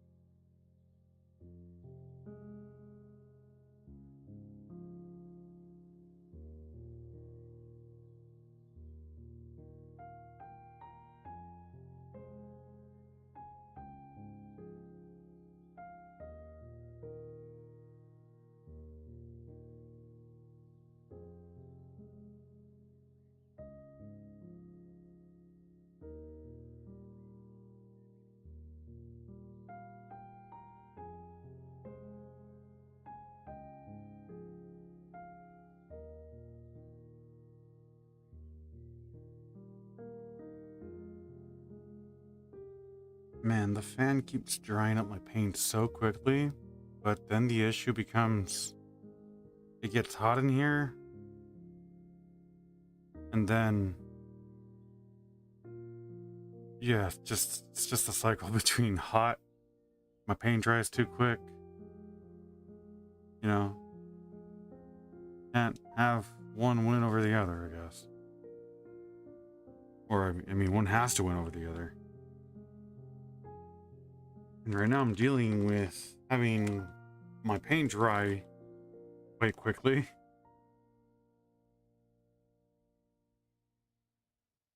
Since it's not on a wet palette. And even with a wet palette, having the fan on dries the surface of the wet palette, so it makes it practically impossible.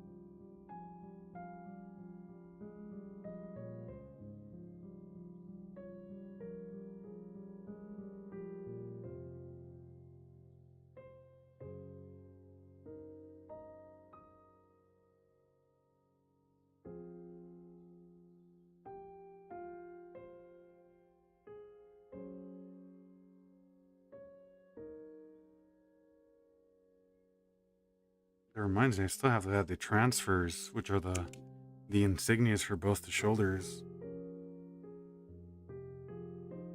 It's not so difficult, but still some time to consider.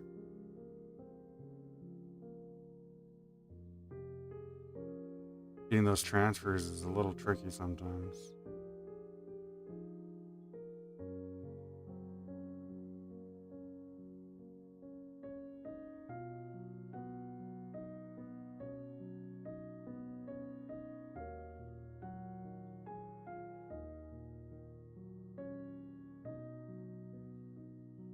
My friend Andrew has so much trouble with him. He's constantly asking for help. Like, what am I doing wrong? I'm like, I showed you multiple times. I don't know what you're doing wrong. Maybe you're forgetting a step or something, but here you go again. But he hasn't asked to be sent. I think he finally figured it out. Part of the learning process about like hobbying is also experimenting yourself.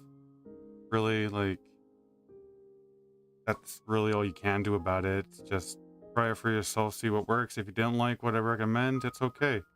As long as you find a way to work it out, that's good enough. As long as it's good enough for you, that's it. You don't need everyone's approval. But me, on the other hand, no, I have to be perfect. My models can have to be flawless.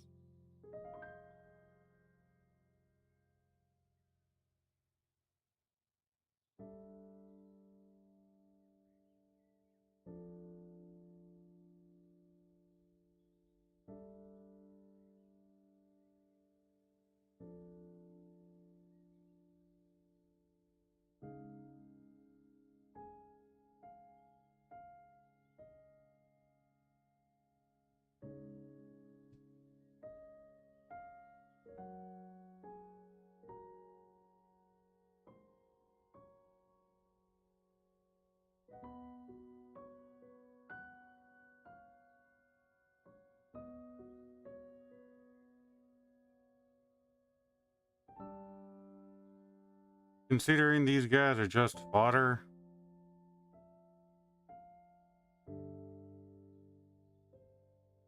I shouldn't be putting so much detail.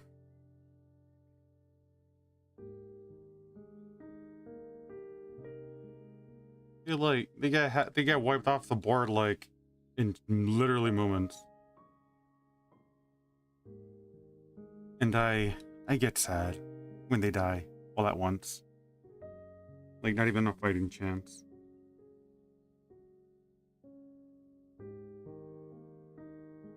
I learned my lesson.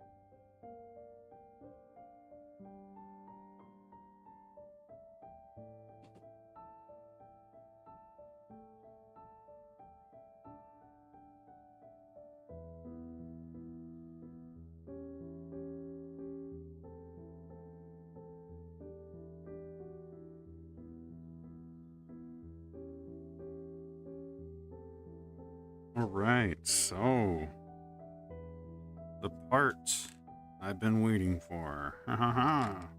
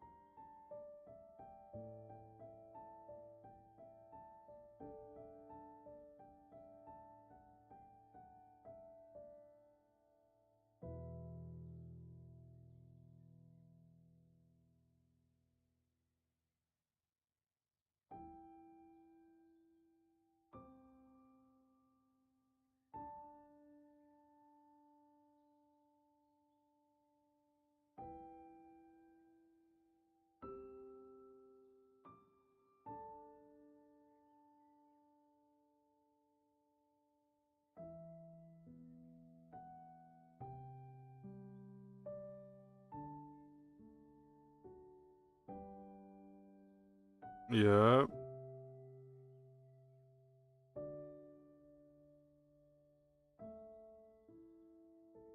The helmet.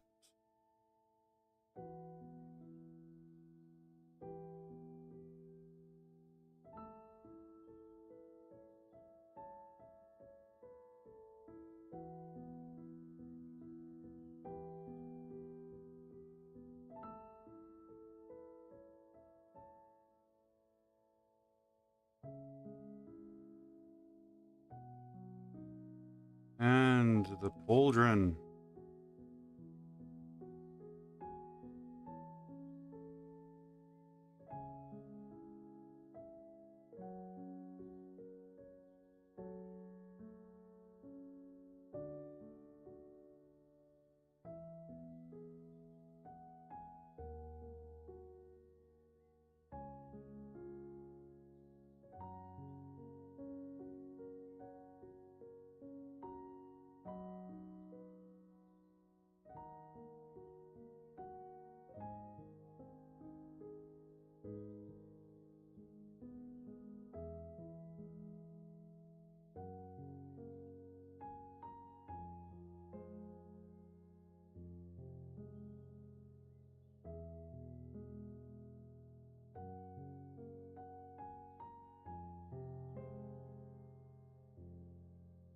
Pauldron?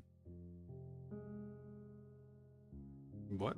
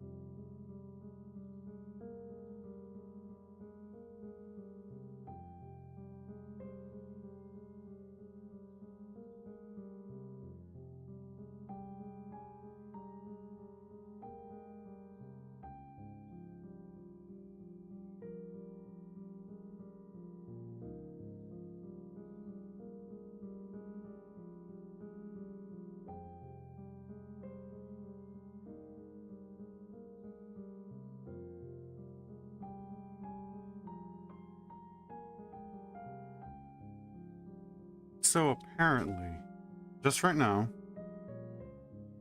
on my thing, it's popping up that I'm getting claimed for the music. Even though this music was made and directed by, well, not directed, but you know, it was compiled in the format that was made from the beats and stuff. Unless it was them, which, well, I guess I'm sorry, I wasn't supposed to. But I had read under the thing that as long as we give them credit, I'm subscribed to their stuff, that we could use the music. This is their music, right? Yeah, it is. So let's just pull back from this one. We're gonna use the other one that they made. But yeah, apparently I'm getting claimed for it.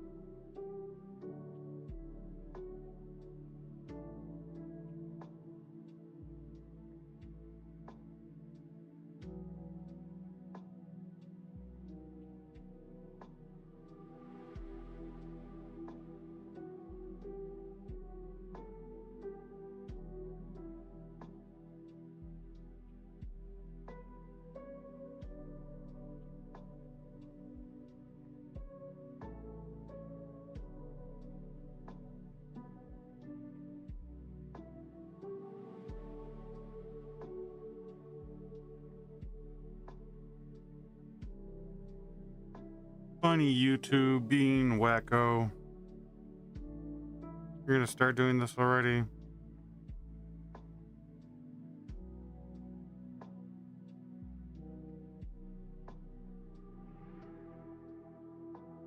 Well, there goes the stream, I guess. There's no point of this.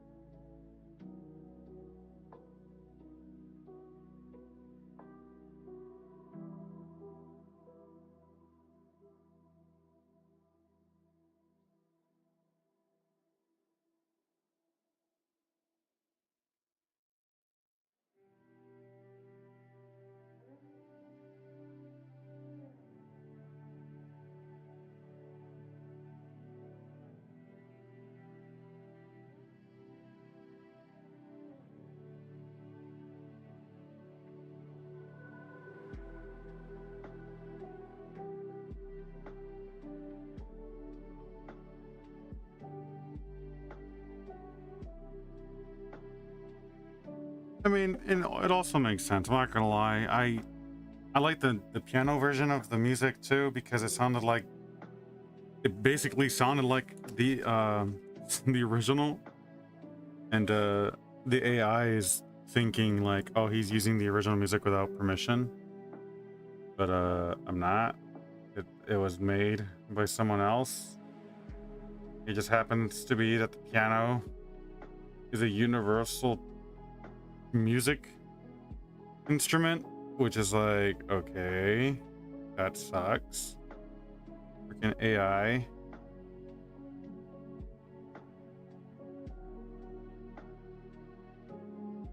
AI is so helpful in so many ways, but man, in the art industry, it is just ruining so many things.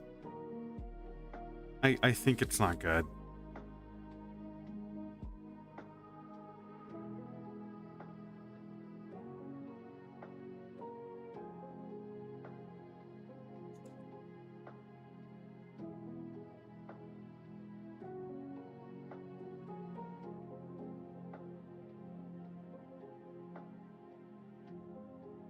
It solves lots of problems, but it just causes so many as well.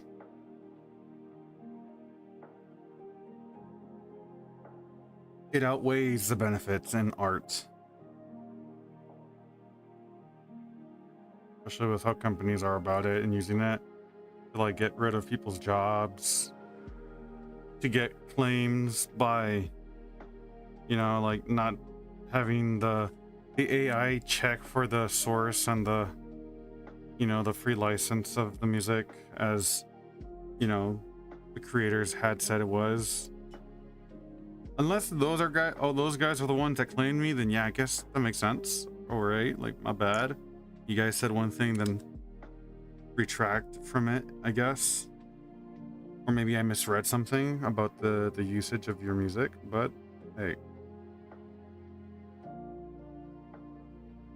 The moment I started playing this music, it kind of went away, so I'm assuming it is the AI thinking I'm playing official music, but I am not.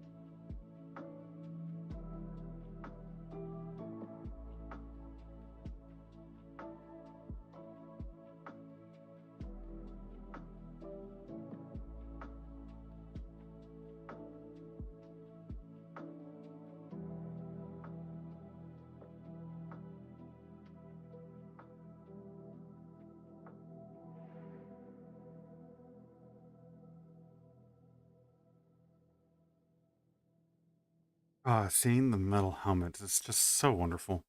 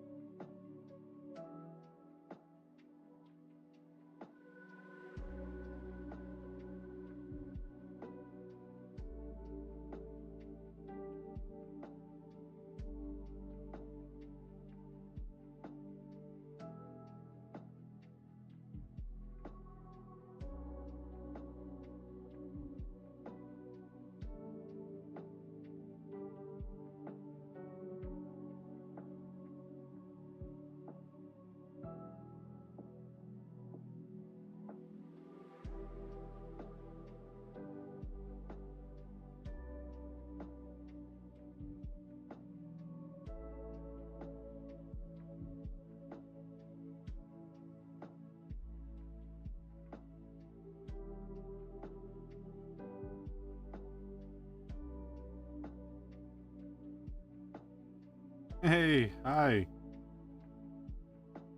How's it going, my dude?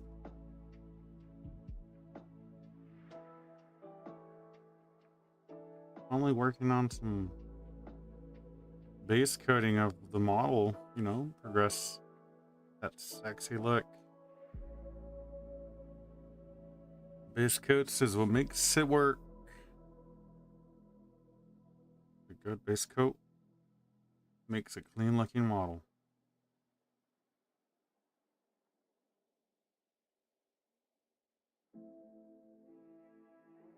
And this silver color is amazing. Vibing at work. Nice, dude.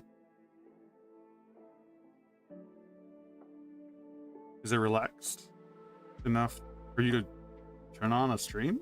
It's pretty cool.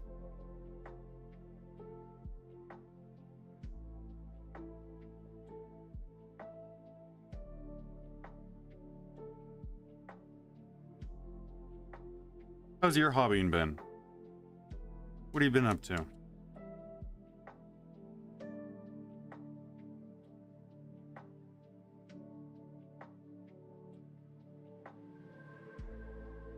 I've been dying to ask for airbrush recommendations.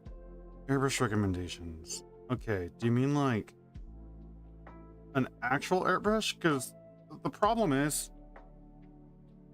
I've only had two, one of which was my mother's literal makeup airbrush. Like it was a really cheapy kind of airbrush that I used just to literally like save money on not having to buy an expensive one. I dealt with that for about approximately a year until it literally started giving out. And I said, rather than like invest on a small one, since I got the hang of it with the affordable one that I was given for free, I made the jump and I bought an expensive one, a really expensive one. But I gotta say, it's been worth every penny for me. But there's things to consider because it is really loud. The compressor is so loud. As you guys have heard in the streams, the airbrush hisses. So it's just a noisy machine, generally speaking. You also have to consider that when you're airbrushing for long periods of time, you should be wearing some sort of like breathing apparatus so that you're not breathing all the paint molecules in the air. So you got to account for that expense. So it's the mask, it's a compressor, and the airbrush itself. Not to mention, you need to thin the paints so that you can airbrush paint through it. You don't just put paint inside of the thing as you've seen me on my streams. You have to have a thinner. It's called a thinner. The chemical that helps the paint basically run even better, so it goes through the airbrush easier. Right? So you got to get the thinner. Hey, you've been super chill and you struggle with a hobby? Yeah, I imagine, dude.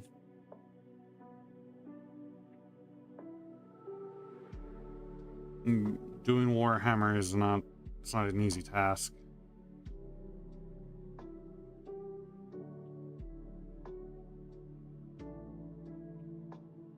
And then you're doing school, so it makes it even harder.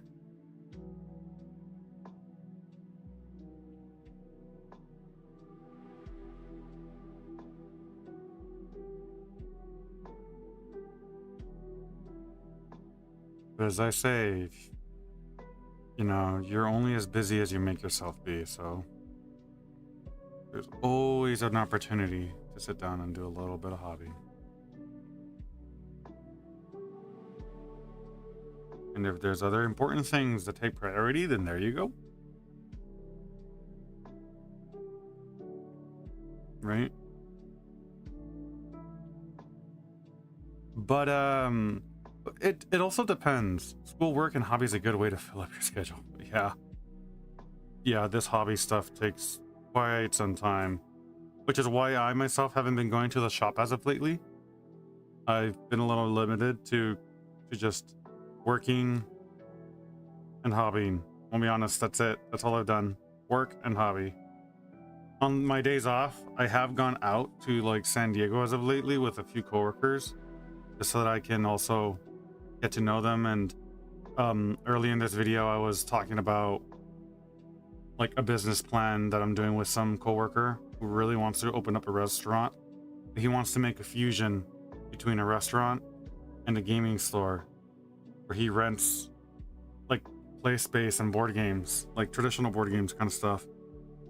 And I said it's not a great idea, but I told him, I was like, maybe we can work out something on the food side of things. But I'm on the fence because I'd rather invest on what I want, which is a game shop rather than a food restaurant thing. And if I'm gonna invest in money, I'd rather be the one thing I enjoy, because I'm not made out of money, right?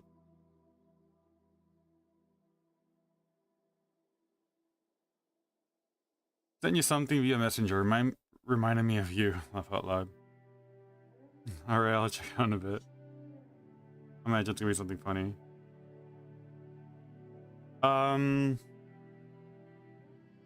But oh, for airbrushing, there we go. I was gonna say, I was like, I lost my train of thought here for a moment. I do recommend you consider like, how is it going to be used? Like, if I had to give you a general recommendation, I feel like you're going to use it probably just to do simple highlights and priming, right? Like, if you're not going to prime with it, or how about this? Usually most people start using it by having it be a priming method and also a base coat method. If you don't plan to do base coating or other types of highlighting, most cheap machines on Amazon, like that comes with like a built-in compressor and an airbrush, I can link you a few ideas. Don't go that expensive. Like, the most you're gonna spend is probably $100, and I think that's a lot. And that's, again, that's gonna get the job done for priming and base coating, 1 to 2 colors, right? Like that kind of stuff. If you're going like me, where you're gonna make literally like glowing eye effects, like super tiny little details, you're gonna be doing like OSL effects that's super precise.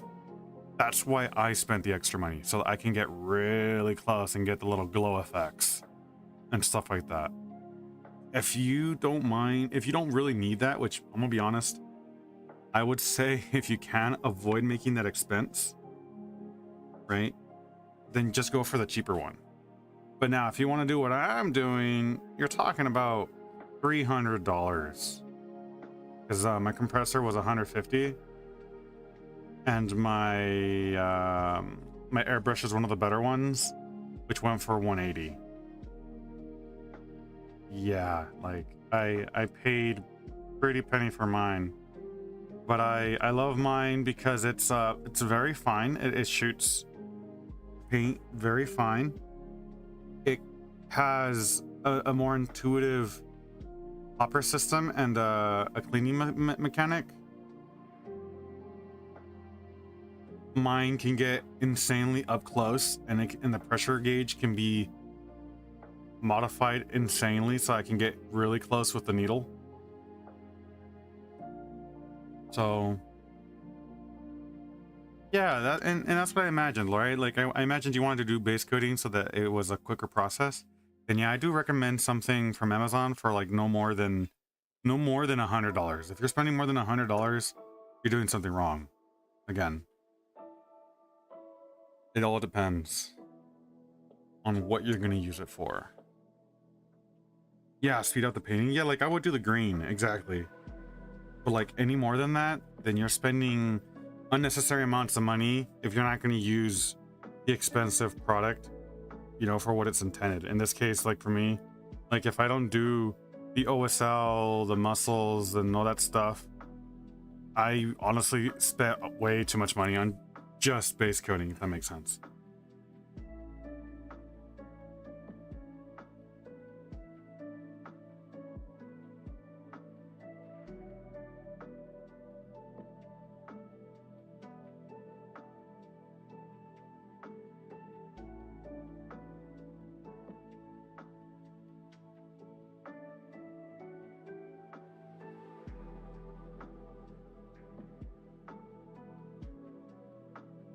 Okay, if you want like an intermediate, like a middle ground kind of thing where like you don't mind spending a little more so that you can kind of future proof your stuff, I do recommend you maybe buy an average, like again, I'll give you recommendations, but like you can buy an average quality airbrush.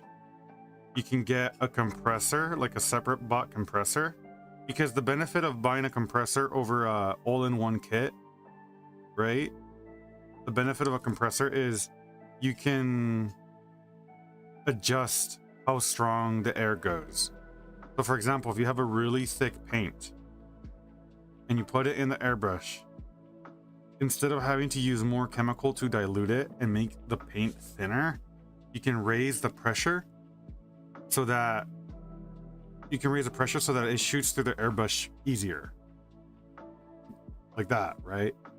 Now, if your airbrush is shooting too hard and the paint is too diluted, in other words, too watery, sometimes what happens is you're going to be spraying and the paint is going to go on like spider webs. Like it's going to get everywhere. You're going to make a massive mess.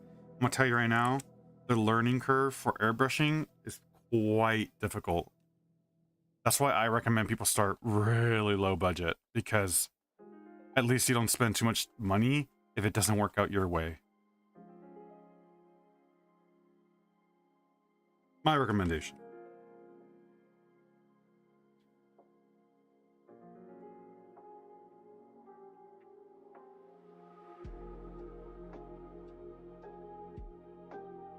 When I did my research for my airbrush, I did see a lot of like intermediate level kind of stuff, but because I was like already messing with like the base coat ones, because like I said, I did have experience for a year with my old one, I felt the confidence that I was ready to invest and learn how to use a more advanced one.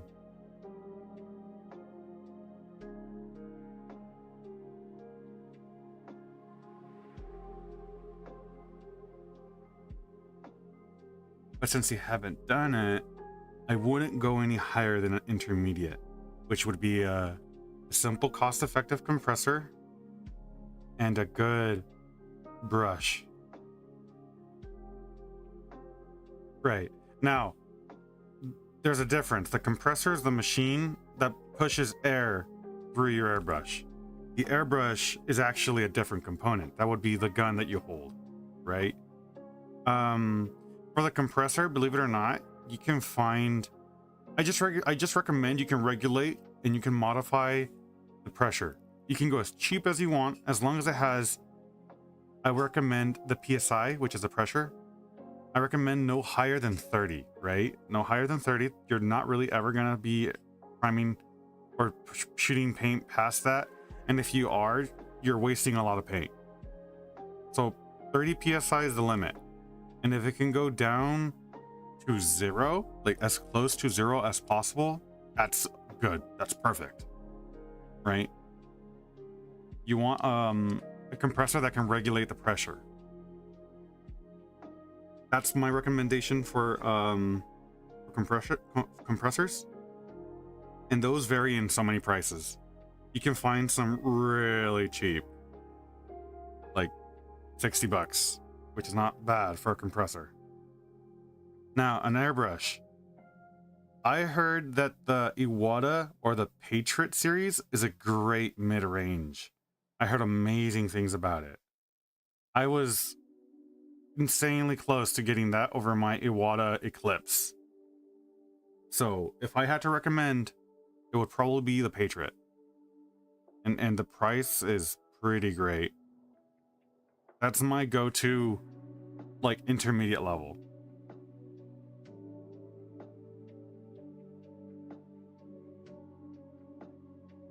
Anything for beginners, when you're talking about not expending anything, like, I recommend beginners just get an all-in-one kit, like a built-in compressor with a crappy airbrush. Crappy in the sense of like it sucks compared to, like, you know, the bigger stuff. But it still does the job, you know.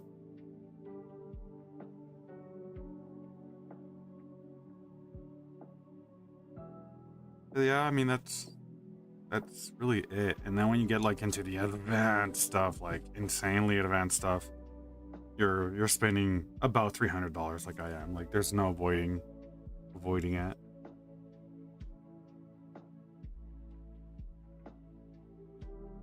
But then you're doing like really detailed stuff. You're like you're painting models for like centerpieces and stuff. You want specialized effects, like I said, like OSL, which is, you know, like glowing effects, stuff like that. Like that's once you're already good at airbrushing. If you buy it as a beginner, you're not going to use it to its full potential.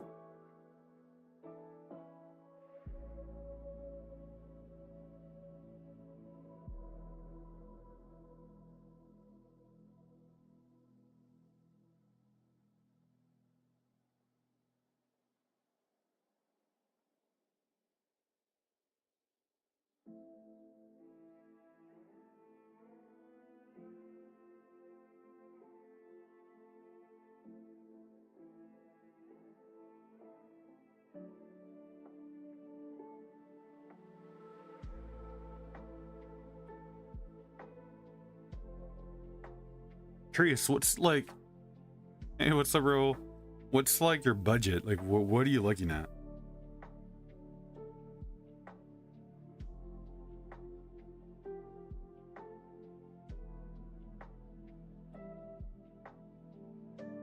All right, dude. Peace out, man.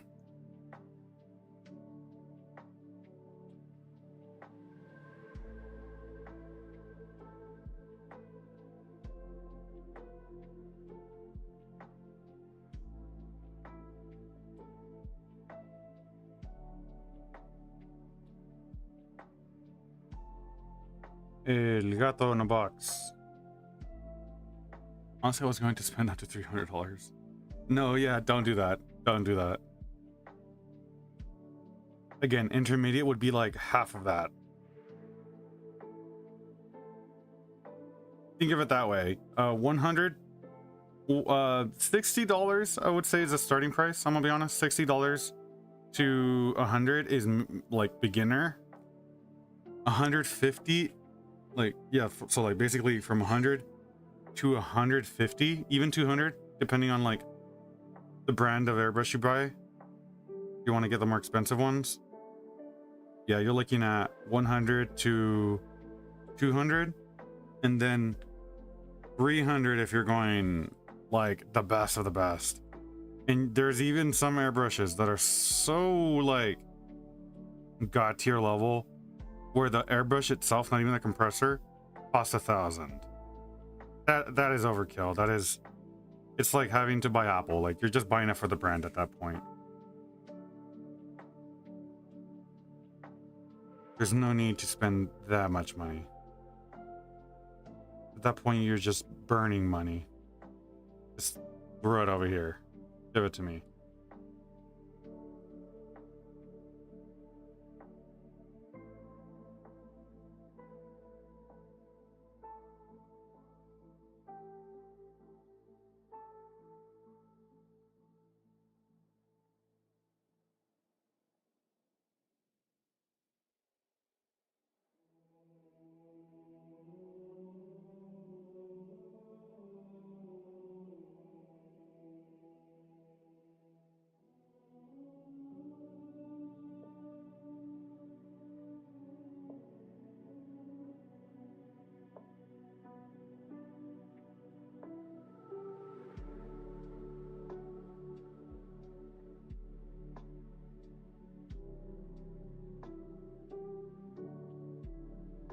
You rest today, right, Ro?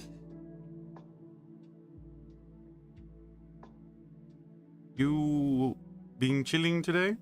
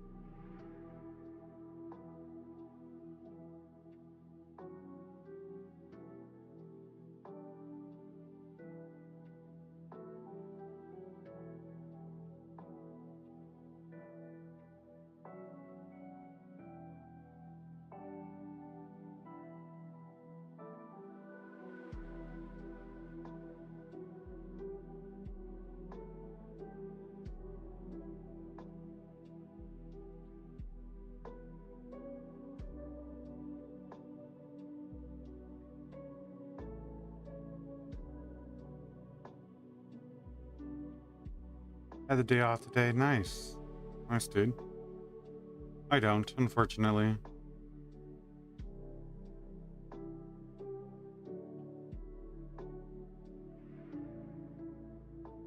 I gotta say, yesterday went so smoothly, though, with the people that were there. I really had no issues. Because at least everyone who was there was doing something. Compared to, like, you know, some others. Chilling right now after taking a shower, but I'll get on Dark Tide or Fast One a bit. What time do you work? I work the same as yesterday, from 4 to 10.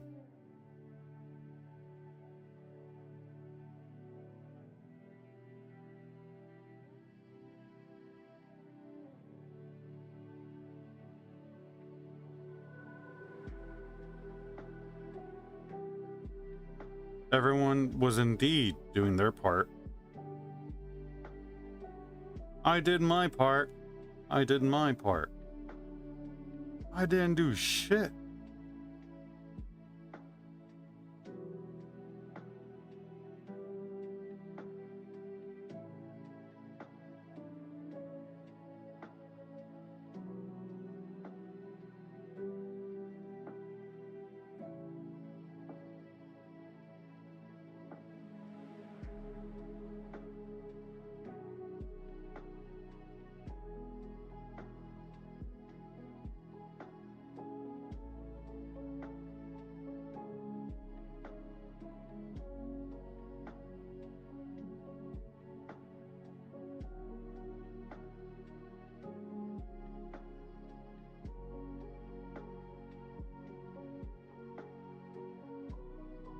Well, either way, once I finished with this guy, I got a few things to clean around before I start getting ready to go to work.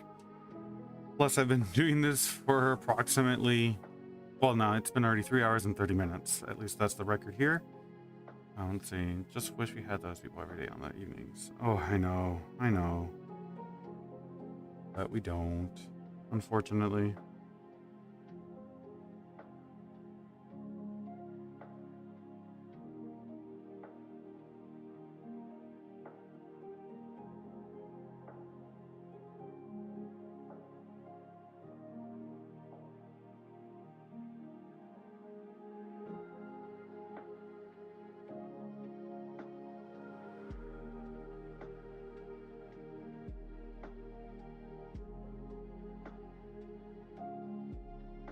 I don't think so either, huh?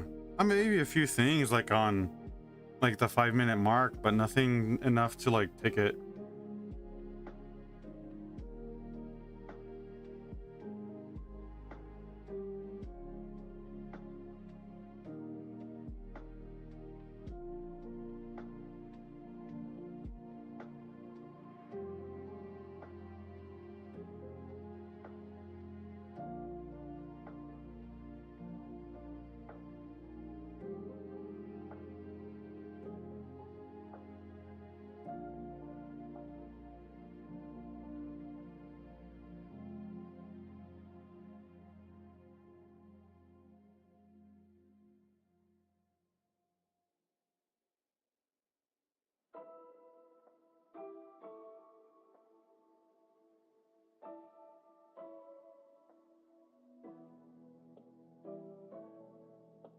All right. Well, I'm gonna have to call it there immediately.